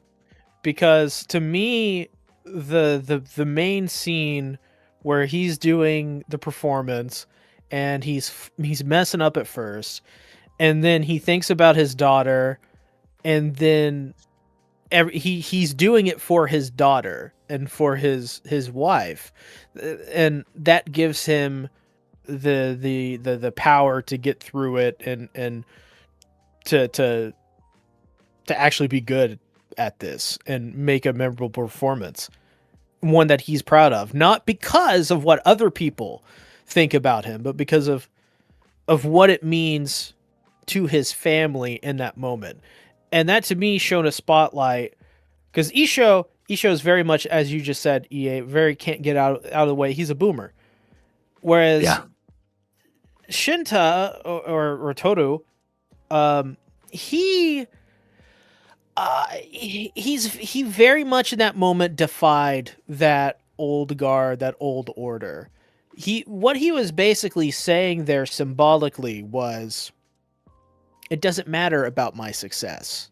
All that matters is this moment right here, and being an inspiration to the people that matter the most to me, which is my community, which is, in this instance, my daughter and my wife who are watching. What comes next? So be it. For now, I'm on this stage and I'm doing it for them. And I felt like what Akane took away from that was exactly what she should have, which was, my dad's time, his character is dead. But I am going to carry on and build upon that. And it was more of like a symbolic passing of the torch to her, which is how it should be. And Isho can't do that because I don't know, probably some insecurities. You know how it is with people like that. But Oh yeah, oh, nobody can do it like I can. I mean, yeah. I can't get my dick up, but I can sure Rakogo the ass out of you. Yeah. You know, I just That made me so mad. yeah, it did too. But what I really liked about it was that it wasn't presented as this like everyone here sucks and you're all wrong. It was like even everyone walked up to Isho and was like, "What the fuck are you doing, asshole?" Yeah. Yeah. Like that one guy who I'm guessing was like Toru's like apprentice or trainer or whatever was like, dude, you're gonna expel everybody? They're there, and he just was like, I'm right, you're wrong. And then that was essentially Yeah. the conversation. That was the entire thing. And I don't know. I thought that this was a really fantastic first episode. Yeah. It was really I good. really love the writing. I actually loved it so much that I have not watched Rakugo no Jinshu or whatever the hell it was called. That one's really good. I recommend it. I don't know anything about Rakugo. I think I've maybe seen it once or twice, not knowing what it was, but just seeing it in a clip or something like that, like decades ago. It's really interesting. Yeah, but after this episode, I'm like, that would be a really cool thing to get into. And my hope is that this anime doesn't cause a bunch of fucking normies to get into Rakugo, which is probably what it's going to cause. And then then I'm going to be recommended Rakugo content forever on YouTube. Just leave me alone. Just want to watch Rakugo. But yeah, no, it's very interesting stuff because it's like these stories themselves are like they're older stories. They're like passed down from like generations to generations, and the stories themselves are like setups to like jokes and comedy. Like not all of them are comedy because sometimes there are those stories that have a meaning behind it.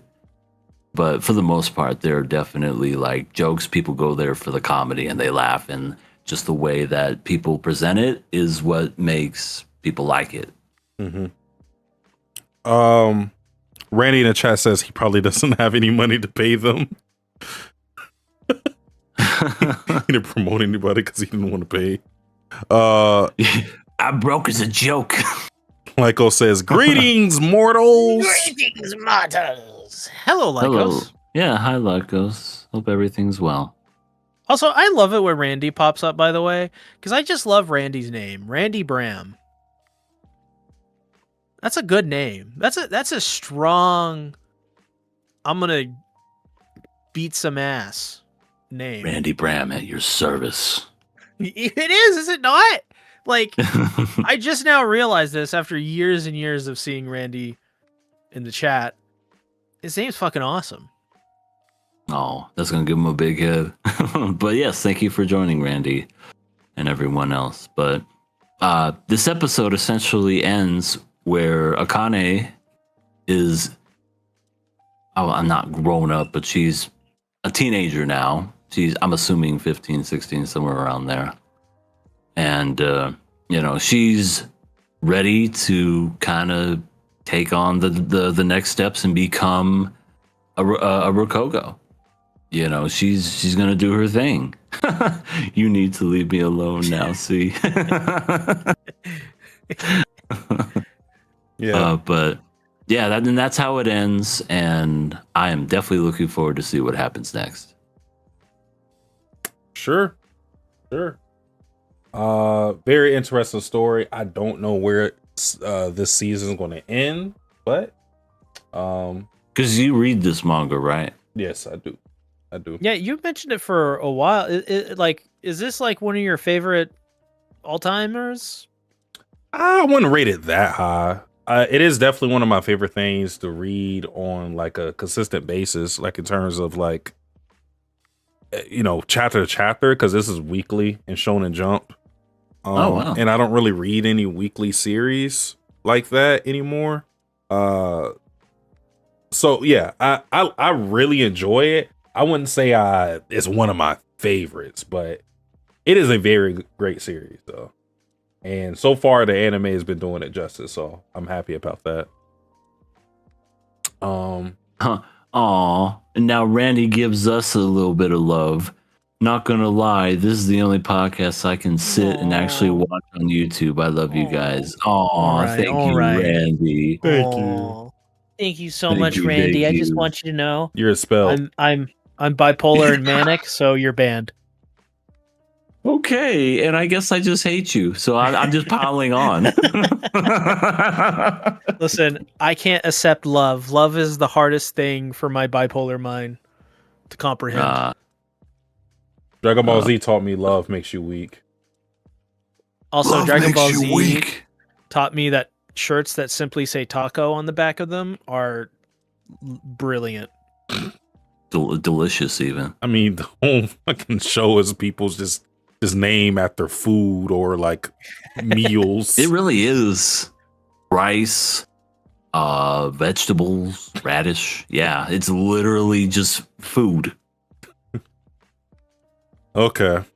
Moving on from Akane-Banashi, we go into our last show of the night, Witch Hat Atelier, episode 1. Fucking love this first episode. Yeah. Yeah. Great first episode. This is Bug Films, I think. Yeah, Bug Films. Yep. I think Oh, they from Blue Gender? The bugs from Blue Gender?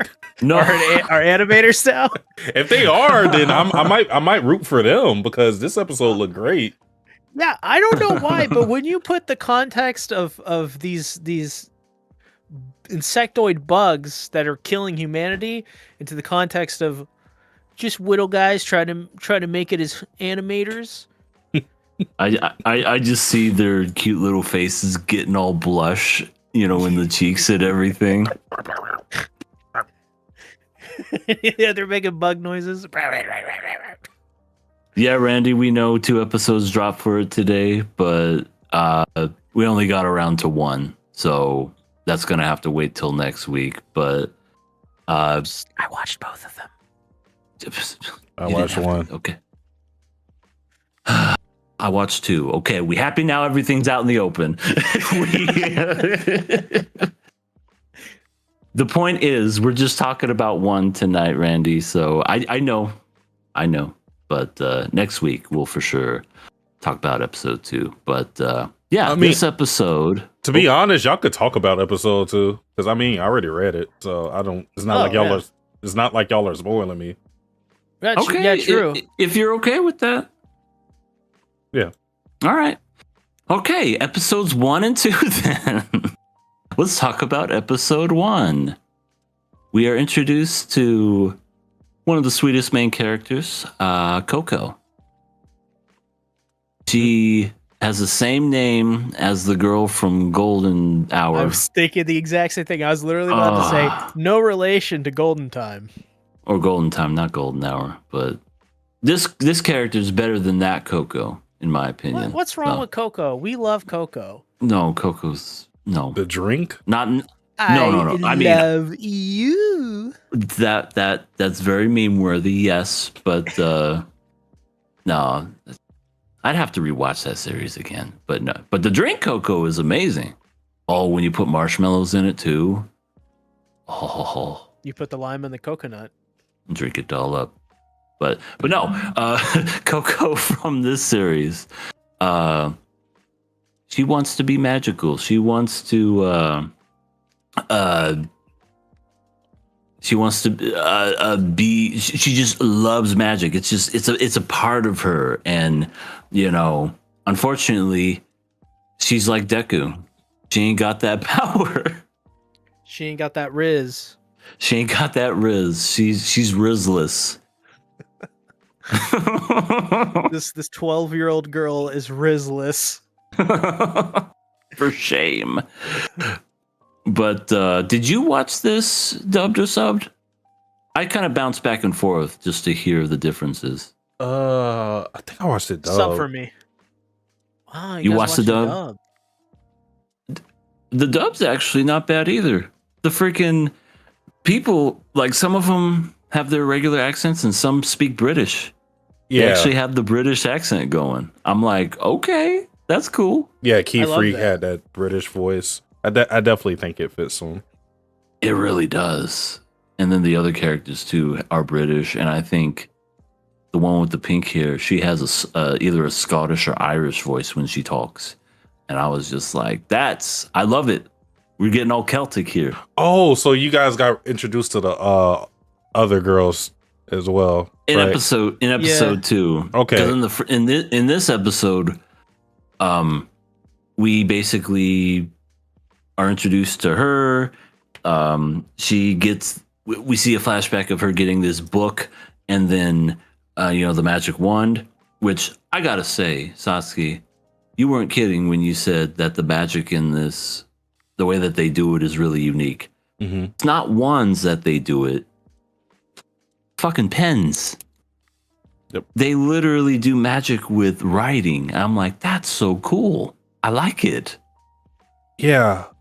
This power system is very unique in just in that anybody can do it, and we have series where anybody can do magic, but it's usually either your ability to do it is either dependent on like your innate aptitude for it or having a train to be good at it. This series is just literally anybody can trace some magic spell and do that spell. All you need is the ink and the right symbol, and you can do the same powerful magic that this guy who's been doing this shit for 20 years is doing, which makes it so scary and dangerous. Imagine. Oh, go ahead, see. Well, I was gonna a comment on a comment on how dangerous it is, and I would say I would even go like one step further, not to actually, but just to bring up an interesting perspective, is that I would say it's neutral, and I would say it's more or less this powerful, this democratized, powerful form of like a weapon that can be used in such varying and different ways that people are drawn toward it because of it's magic. It's limitless. You can do whatever you want with it.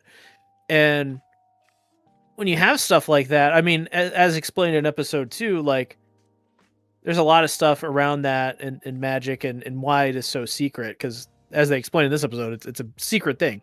You're not really even supposed to know about it.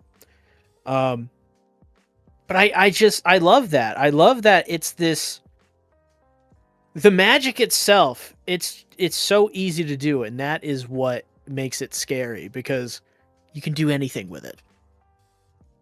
Yeah, what I was going to touch on that too is it's so simple and scary because of how simple it is, but also how quickly it can be taken away because of the fact that this is drawing. They just cut off your hand. What are you going to do? You break your wrists, you do anything, you can't write, you can't do any magic. You're done. You're going to have to learn to do it with your toes or something at that point, because, it's, not like something where it's a wand where you do this and then switch it to the other hand and do that, or say a spell through your voice or anything. It's literally drawing. So you get that little factor that goes away, you're defenseless. Yeah. See. Mm-hmm. So, I have a lot of daughters, right? Yeah. I saw your family tree that one time. We know who the wife is. Wait. So he gets to have a bunch of daughters, and I don't get to have more than 50 wives? What the hell? That's not an equivalent. I want to say that's not even remotely close. But Listen. you remember him? He's Ankh to Tanjiro. Listen, I'm hubby to several brilliant women. What's the difference? Mm-mm. Brilliant, you say? Yeah, Himeno's brilliant. Even though it was brilliant, huh? Well, What do you like? Fuck. I have a daughter in this anime as well. I wanted to. Oh, Coco. I was going to say I wanted to see if you can guess who it is. I'm gonna say it's Tikik. Isn't that her name? What? The blue-haired one girl. with the Riche. Oh yeah, No. Riche. What am I? What No. the fuck? Tetia, I think that's who you were saying. That's the one with the like Pink hair. pinkish hair. Yeah. Yeah. And then Agat She's not the bubbly the whole cutesy attitude, loves being thanked. Blue hair kind of has a mellow kind of mood to her. She's She aloof, but she's looks got very charm. much like the girl from the flowers. Of The Evil? flowers from that day. No, not the flowers of evil. She's like the character that dies from that one character. Anyway, doesn't matter. She looks very familiar to that character. And then there's the one Anohana? other girl. Yeah, Anohana. She Yeah, looks just like her. The anime makes me fucking cry every time I watch it. Yeah, it's so sad. But your daughter is Abot. Agat. Agot. Is it a bot? in the dub? Oh. Well, it's Your daughter's either- Agot. It's either Rikik or Agat. I say Rikik because she's aloof, but she's got that charm and she's got the bangs. But it's either that or Agat because Agat is broody. She's edgy, moody. She's Sasuke. She's got the low eyes. Yeah, it's Riche. It's the one with the blue hair. Okay. Yeah, you guessed it. Yeah, and you know what I get to do in celebration? You get you get head pats. And then I go, No. I just want to crystallize my mom. Draw my spells. yeah, that's true. This She is killed her mom. that's the craziest part about this episode, and I think the way they handle it is like it's so weird because it's like a yet another anime where mom dies in the first episode. Yet I love the takeaway from it, which is like Coco's not like she's not exactly not beating herself up over it, but she's like, listen, I want to learn how I want to learn magic and this spell, and I can be of use to you. Don't erase my memories. Please don't. I want to save my mother. She was from going to get this. neuralized. Yeah, she was going to get Men in Black. Yeah. But I like that because it's I don't know. It's not too different, but it's a little different in this presentation. And I like the fact that she's like confronting her mistake, but she's not, because like she didn't know what she was doing. She was given this book or whatever, and like of course something bad was going to happen. Yeah, especially that spell looked like it was going to do something dangerous. I saw the dragon on it and it was like she's gonna fucking conjure up a dragon or something. Yeah, And like the whole house is gonna burn down. She's what I guess I'm saying is like she doesn't turn into like an edgier version of Agat, right? She still is her, even though she's already lost her father and now she's potentially lost her mother. So Her mother has horrible awareness. true. Coco, this Maybe shit's she happening deserved it. behind her. Coco, Oh, yeah, more yeah, shit happening okay. behind her. Anya son, and then all of a sudden, and then she got crystallized. Mom, look out! Huh? And then just, well, Yeah. you don't have to worry about being poor anymore. Now you're rich. Your mother is Made crystals. of money. Yeah, like those same crystals from Freerun. You know, just trade them in, and you'll be okay. Speaking of, I think Canadian Man does the score for this as well. Canadian man. Yeah, he. Evan Call, I think is his name. He did the score for Made in Abyss and Freerun, Mm. and it's got Oh. his patent lute sound in there. Yo, So oh yeah. Well, sounds and great. he's a fantasy score guy, so it makes sense they would get him for this if he is. It sounds. I mean, I don't have to. It's one to one his style. So, Canadian man. he's from Canada. What? I don't know what to say. Yeah, I love the score for this too. I thought the score really fit, and it sort of reminded me of Freerun, and it got me thinking, what would happen if this anime came out before Freerun? I don't. I mean, I feel like it's it would be different. I think. I feel like it would be the same thing. I don't think like.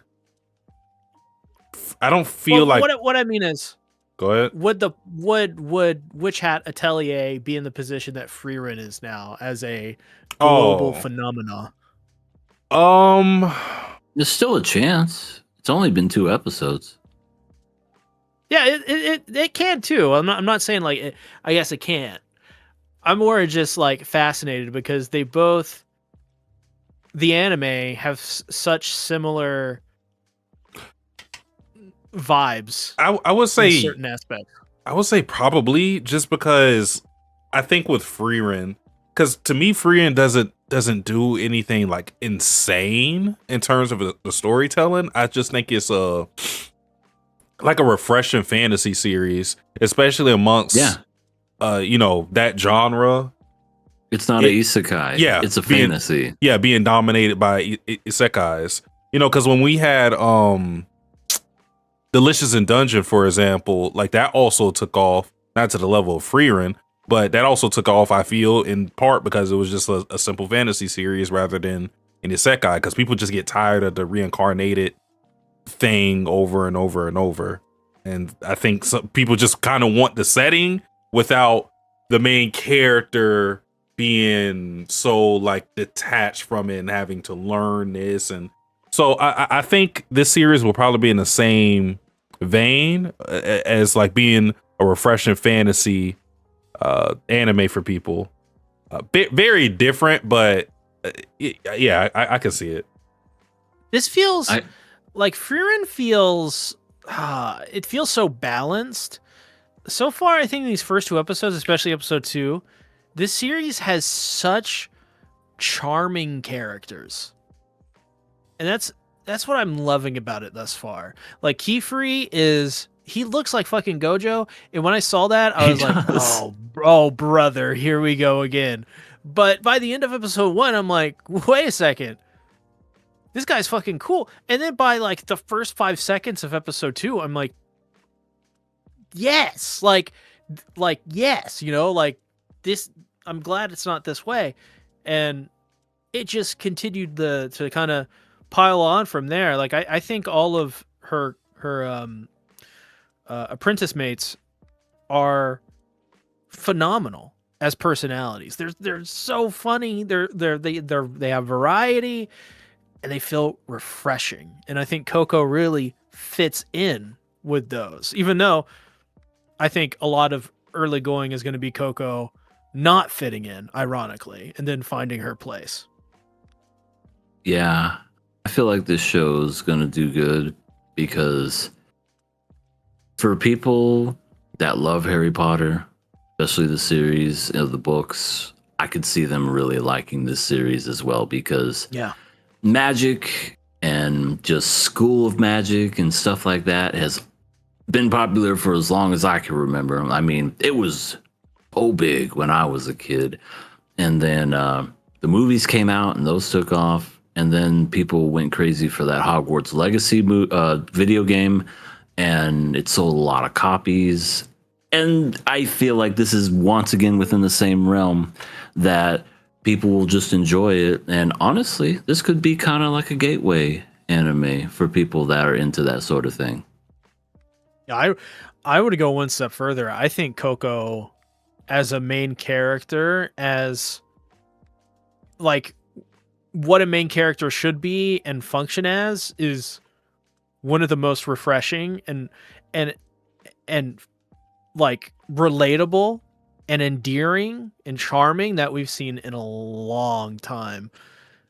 She has these qualities about her that when I was watching this episode, and especially episode 2, I was like, man, like I know people like this. I know women in my life who are just like Coco. And that's fucking awesome. Mm-hmm. Nice. But yeah, I think it doesn't matter when this came out. I think it would have done good regardless. And so far, so good. First 2 episodes. First episode is tragic backstory. Second episode is introduce the new characters and really explaining the whole magic dynamic, and also the really cool like that window that they showed where you just click it certain ways and you're all automatically into like another realm. And yeah, they went to that, I don't know, like lake or something, and it had like that serpent that was on it. That was really cool. Yeah. That was such a, I mean, you talk about Harry Potter. That was like that felt like something right out of Harry Potter. Yeah, Like, for sure. So whimsy, and it was so fascinating because it's like it just got you thinking, like, man, I wonder like what other realms there possibly are, and I wonder like if they'll go more into these realms and actually like adventure around inside of them and use them, or maybe like this guy they're looking for, because I think we kind of glossed over it a little bit, but like Kifre is looking for the person who created the spell that would kill Coco's mother, and Coco is the key to figuring out where this guy is. And so I wonder if like maybe he's like hiding in one of these realms or something like that, because this is set up pretty early on. The other thing I liked about the second episode, I'm sorry, I just love these first episodes, so fucking good, was the explanation on the origins of magic. The idea that it was created as initially this thing that everyone can use to create anything, and because of human nature is exactly why it turned to shit, and it turned into being a weapon used for ultimately destruction rather than creation. There's definitely, I think, throughout human history, a lot of comparisons that can be drawn to that. I mean, basically, every technology starts out as something usually being used to help someone, and then is co-opted by some nefarious group and used later on in warfare. There's a lot of technology that's like that. Internet, as an example.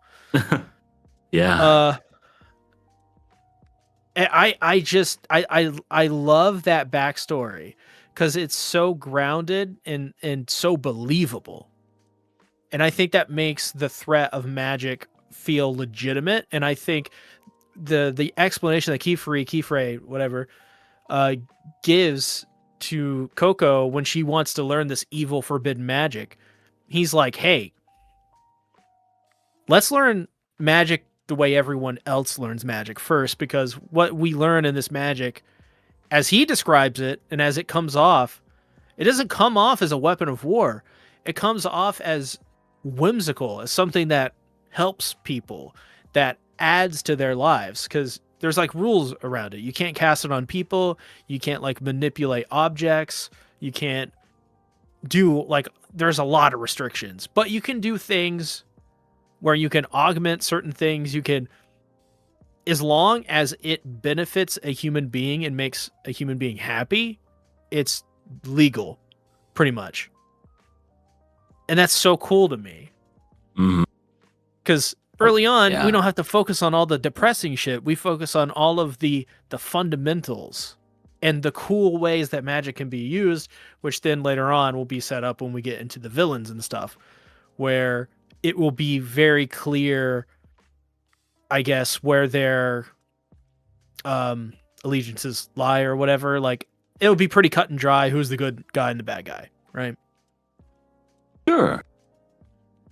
So I think I think that's one reason why you could link Freerun and this series together is because I think both of those series shows you like the innate funness of magic. Not to say that other series don't do that, but in a lot of series, magic is just like a weapon. It is just a tool for people to fight. But in this series and in Freerun, most of Freerun's spells that we see her acquiring are these goofy things that you would never think to use in the battle, is because it's magic. Magic lets you do all these different things. Some of it is amazing, some of it's just like quality of life stuff. And I think that that's reflected in this series as well, where magic is treated as how magic would be in a realistic setting. For us, like where we would just be in awe of it, even if we just did something very simple, like I don't know, we use magic to change the channel on a TV. We'll be like, whoa, that's some crazy shit. So yeah, like what C was saying, like the whimsical nature of magic being a highlight in the series, I think makes it very unique, because a lot of series don't do that. Again, magic is more like it's literally just a combat system. And then two, having magic be that, again, going back to what C said, it's neutral. It can be used for good, fun stuff, like what Coco wanted to do, like just lighting up this wherever she steps, or it could be used for absolute horror, like crystallizing your own mom. And all of that is really just reflected on a I user. think that's subjective. Wait, what? I had to think about that for a Crystallizing second. your mom? I had to think about that for a second. What? No, sorry, I just coughed. I had to clear my throat. Okay. Get That was better. a very unique cough. Lightning Eagle is here. Hey, Lightning Eagle. It was good, Ellie. He's gonna magically empty all of our bank accounts. Please Oh do yeah, seize. please. Let me check mine. At least you'll use it for something. Let me see. But yeah. And canceled. But yeah, that's the fun part about this. It's so magic is so accessible, and I feel like it's treated as the like unlimited imaginative force that magic should be. Yeah. Yeah. One thing that I thought was cool with the magic was when she was trying to reproduce it and did this water spell. She created it, and then it shot right into Agat's face and everything. And then it was like, uh-oh. And she wasn't even mad. She was just like, even though she probably was mad, she's like, I'm not even upset at all. And then just like wipes her face, and it's like, let me look at this. See, look at this line. This line's a little longer than everything else, thus making it propel in the other direction. You got to make it even for it to work, damn it. So, a little attention to detail right there. Also, it's important to bring up the Coco being this prophetic omen. Like she was like they described her as she's this prophecy coming true of like there would one day be someone who comes to us who would seek apprenticeship that got their family killed or something like that, and they used illegal magic. And it's you, Coco. You.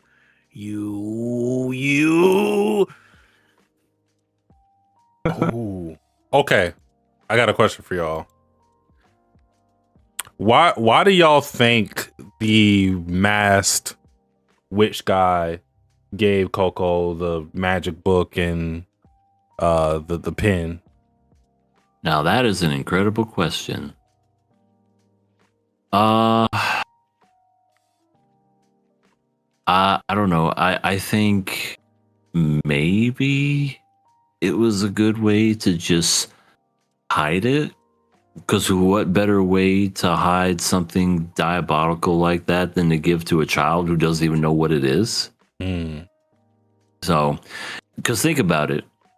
She and no one else knows how magic works. Because they're not supposed to. It's one of those, okay, turn around and don't look at what I'm doing. I said, don't look. And then, yeah, you do that. But she peeked. She got to see what happened and she realized, oh, it's drawing. And then she put two and two together. Thus, oh, okay, so in this book, there's that. Oh, and here's a one here. My guess is, again, what better place than to hide it to just a little child that doesn't know how magic works? She holds on to it. And then whenever they want it back, they know who they can get it back from because, boom, there's the book and then there's the wand. So that's my guess. Mine is that it has to do with the prophecy. The prophecy, there's a reason all of the kids know about the prophecy. It's because something about that story, something about that leads to some sort of outcome that's bad.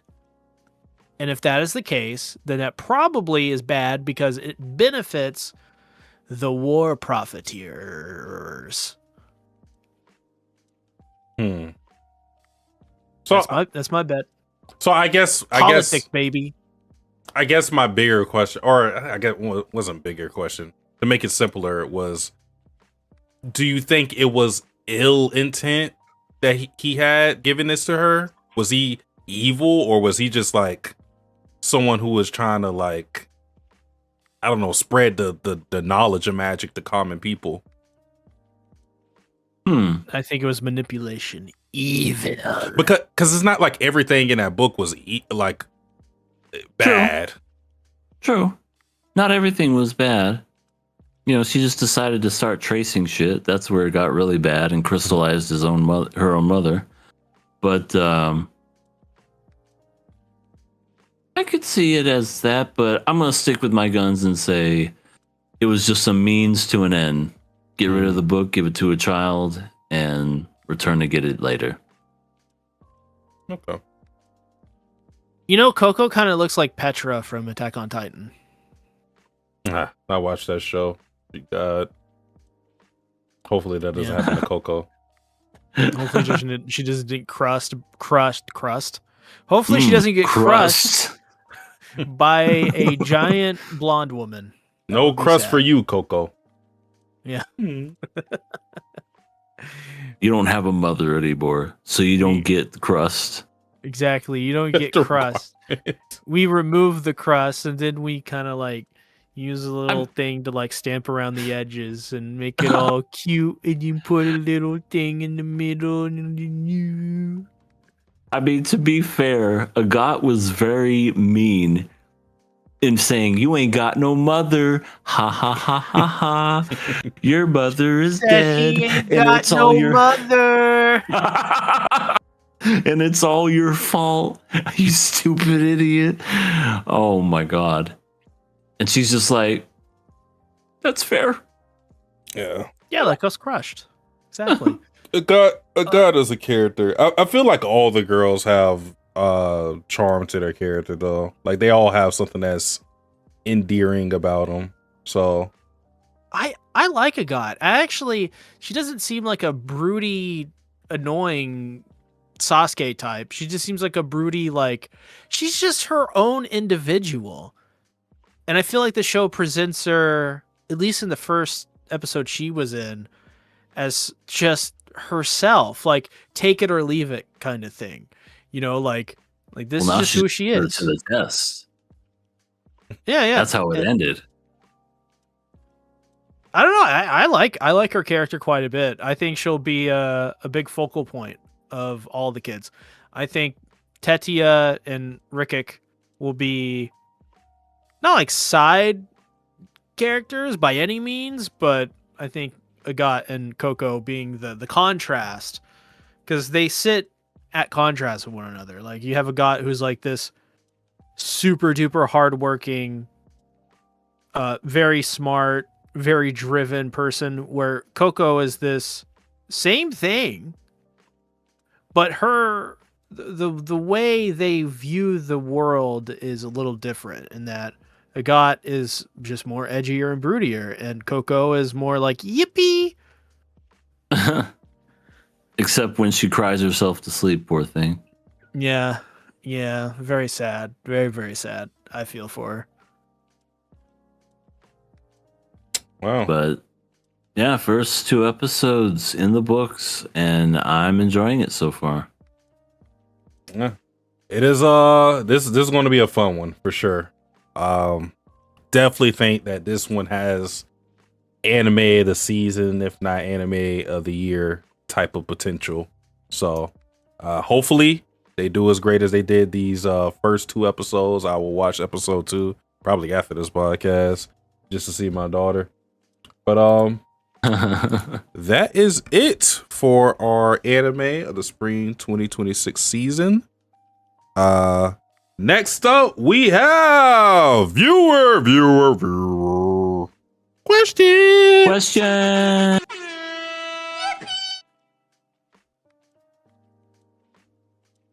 All right. I guess I'll read the first question.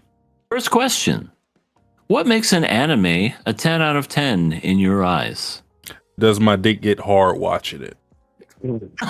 Very simple. Man, there's a lot of 10 out of 10s for Satsuki probably. That's not true. That's not true. Because it has to happen As death throughout is the a show. 10 out of 10. It has to happen throughout the show, not just like a character pops up. In the entirety of the show. That's not all that pops up. Yeah, as do because I watch it on Crunchyroll. Oh, damn. Damn. That's well, tragic. For me, what makes it a series a 10 out of 10? The enjoyability factor, the story, a coherent story that makes sense, the characters that are just, endearing and great. And I think for me, what makes a series 10 out of 10 is the ending. Like, I feel like you can have all that, but then fumble the ending, and then the series hurts because of it. But some of my favorite animes that are 10 out of 10s, Odd Taxi, Steins Gate, Kill la Kill, all have amazing endings. Cowboy Bebop, all that. And as well as great stories and all that. So I feel like series that are 10 out of 10 just captures all that. Oh, and rewatchability too. Like, I feel like that's another thing is if you want to watch it again and enjoy it a second time, a third time, whatever, that's what makes it a 10 out of 10 too. I think he kind of nailed it there. I don't know how much better I can say it, especially with my manic ass. But I guess for me, it's can you come back to it and find something new every time and you're just as engaged every time? Like, for me, a 10 out of 10 for me is like Neon Genesis Evangelion. Neon Genesis Evangelion has everything that I'm personally looking for, and even things I don't personally look for that I still find pleasant. Like, for example, I love the fact that Evangelion explores characters in a way that shows them bare for who they are and what they are, and lets you judge them. I love that. Because when you do that, when you show them their deepest insecurities, it's almost like an eye, a viewpoint into the creator themselves and how they think and who they are as individuals. So I think that's like an important aspect. I think as well, you have to have consistent production. So you have to have, and what I mean by that is not animation necessarily. That's just one aspect of it. You have to have good voice acting. You have to have good storytelling. You have to have a good script. You got to have, like, everything has to be consistent with each other. Though the one thing I will say, and I think this is a misconception, a 10 out of 10 is not perfect. There's no such thing as perfect. It's impossible to define perfect. Which is, to me, a 10 out of 10 can have issues. It can have severe issues even. But as long as it is a meaningful story that pushes something forward and does something really, really great, then to me it can be a 10 out of 10 easily. I feel like 10 out of 10s makes you want to overlook some of those issues. Like Kill La Kill is a 10 out of 10 for me, and I acknowledge that it has a lot of different issues. Not to mention how like problematic it is. But Well, think of it like getting a chair, like your perfect office chair. You want to know how much money I spent on office chairs? I'll bet over a couple thousand. Yeah, like over almost $5,000 over the last like 10, 15 years. They're impossible to find. And when you've lived long enough, you buy enough of these chairs, you find that some of them do things amazingly. Some of them do things horribly. But the best chair always has the one issue. Currently, no, this is not like some crazy thing when I say this. Okay, this is when I say this brand name. Don't think about the $5,000 chair. I have a Herman Miller. Uh-huh. It cost me $500. The back of it broke off, and I had to repair it myself. And the back of it is plastic. I had to get washers and bolts and bolt the back on. That's an issue. However, this chair is a 10 out of 10. It helps with that ass. Yeah. Dead ass. So, yeah, like it doesn't have to be perfect. It can have flaws.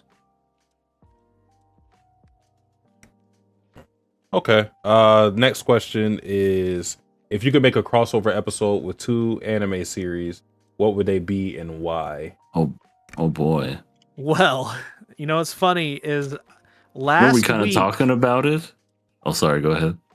well, last week there was a Chainsaw Man Dandadan crossover. Oh my gosh. Yukinobu Tatsu, the creator of Dandadan, did like an 8-page, basically a full ass fucking Chainsaw Man chapter, where Denji was in one of the more scenario from the more recent arcs of Dandadan, and he fought the Typhoon Devil, or what he thought was a Typhoon Devil, and he was riding Beam, like he did in the movie.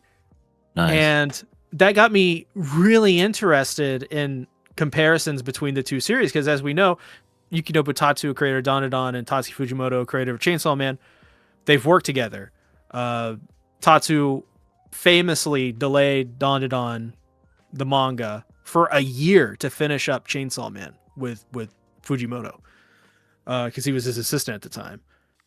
And it got me thinking, I think that would be a fantastic crossover, is like the Fujimoto verse, where you have all these people who worked with Fujimoto closely, and you have all of these characters like cross over.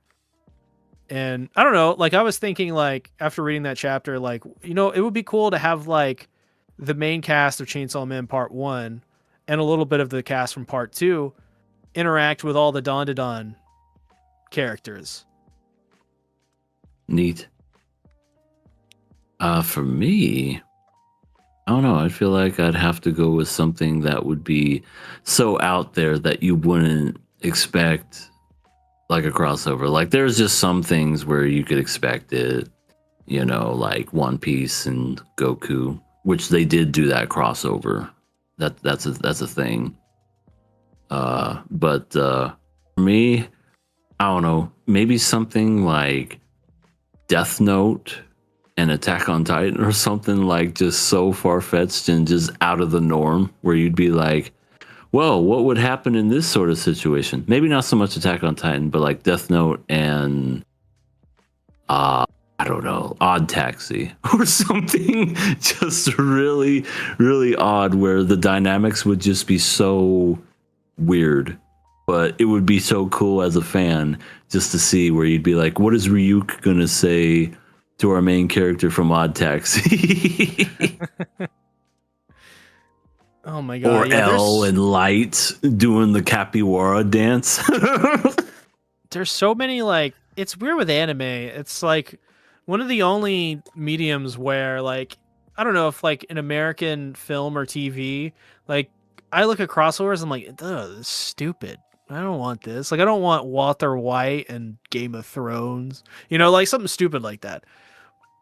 But with anime, it's so much different. There's so much potential. Like Dragon Ball Z and JoJo, that would be awesome. Oh, for sure. I also thought about One Punch Man and Mob 100 just because it's the same author. I think they would fit very well. Yeah. So, oh my god, so much potential for crossovers. I love the idea. Dusky? I think we should get Kill La Kill and Keijo. I think that would be perfect. Oh, specifically, my God. Specifically, it being in the Keijo world, because I think the characters from Kill La Kill being in Keijo would make that series more fun.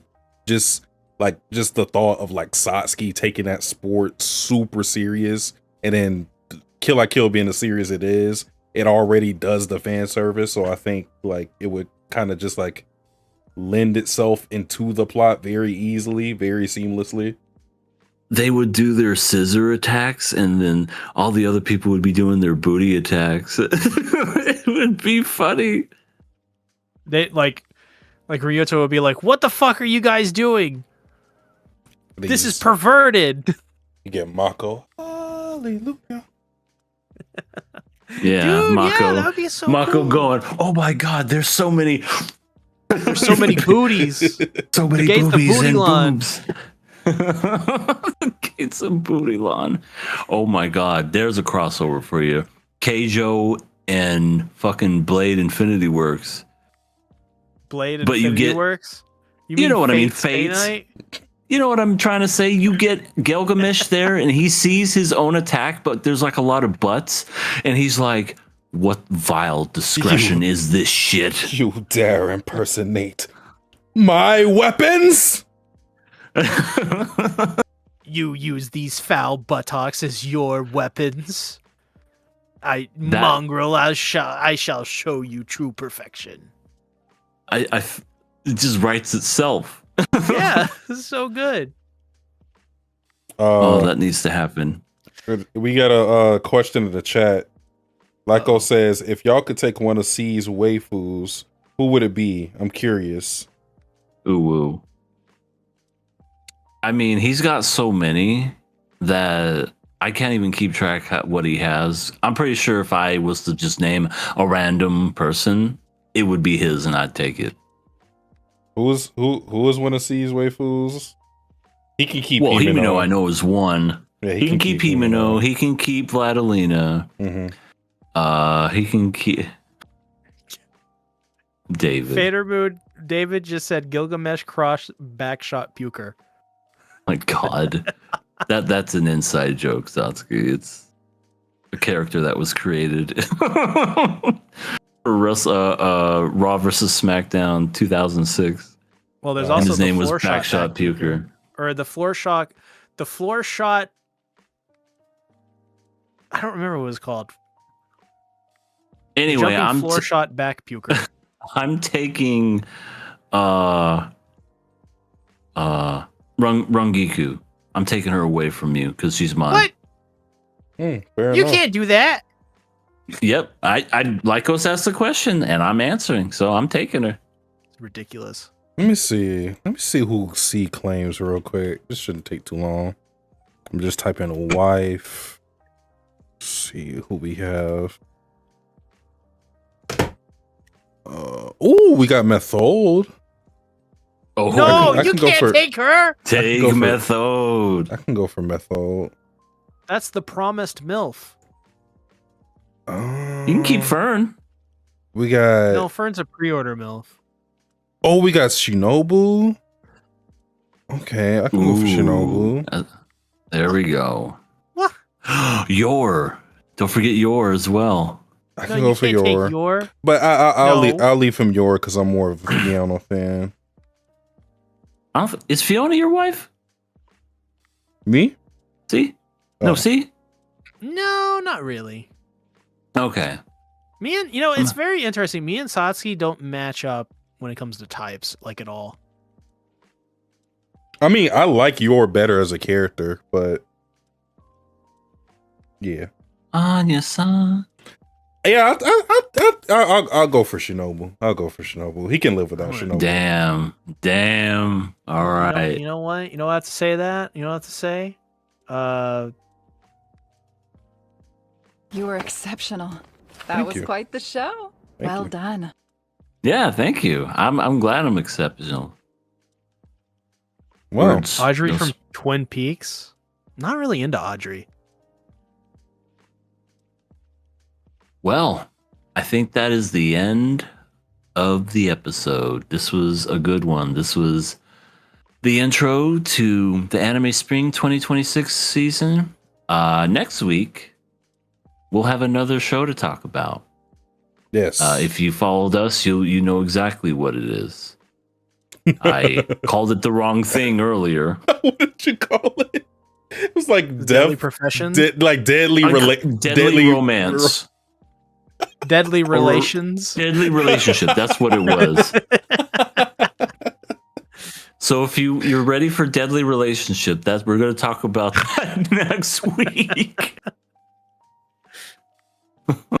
Yeah. Can't wait.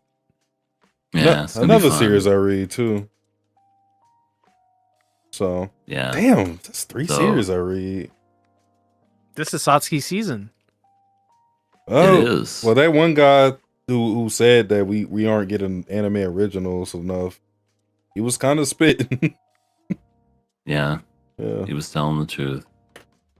Well, But, yeah, yeah, that will bring us to a close. I appreciate everybody who joined us. Anybody who is watching this on the VOD, people currently in the chat, Lycos, Fader Moon, Lee, Randy, Bill. Hope y'all join us next week. Peace of love. We out. later.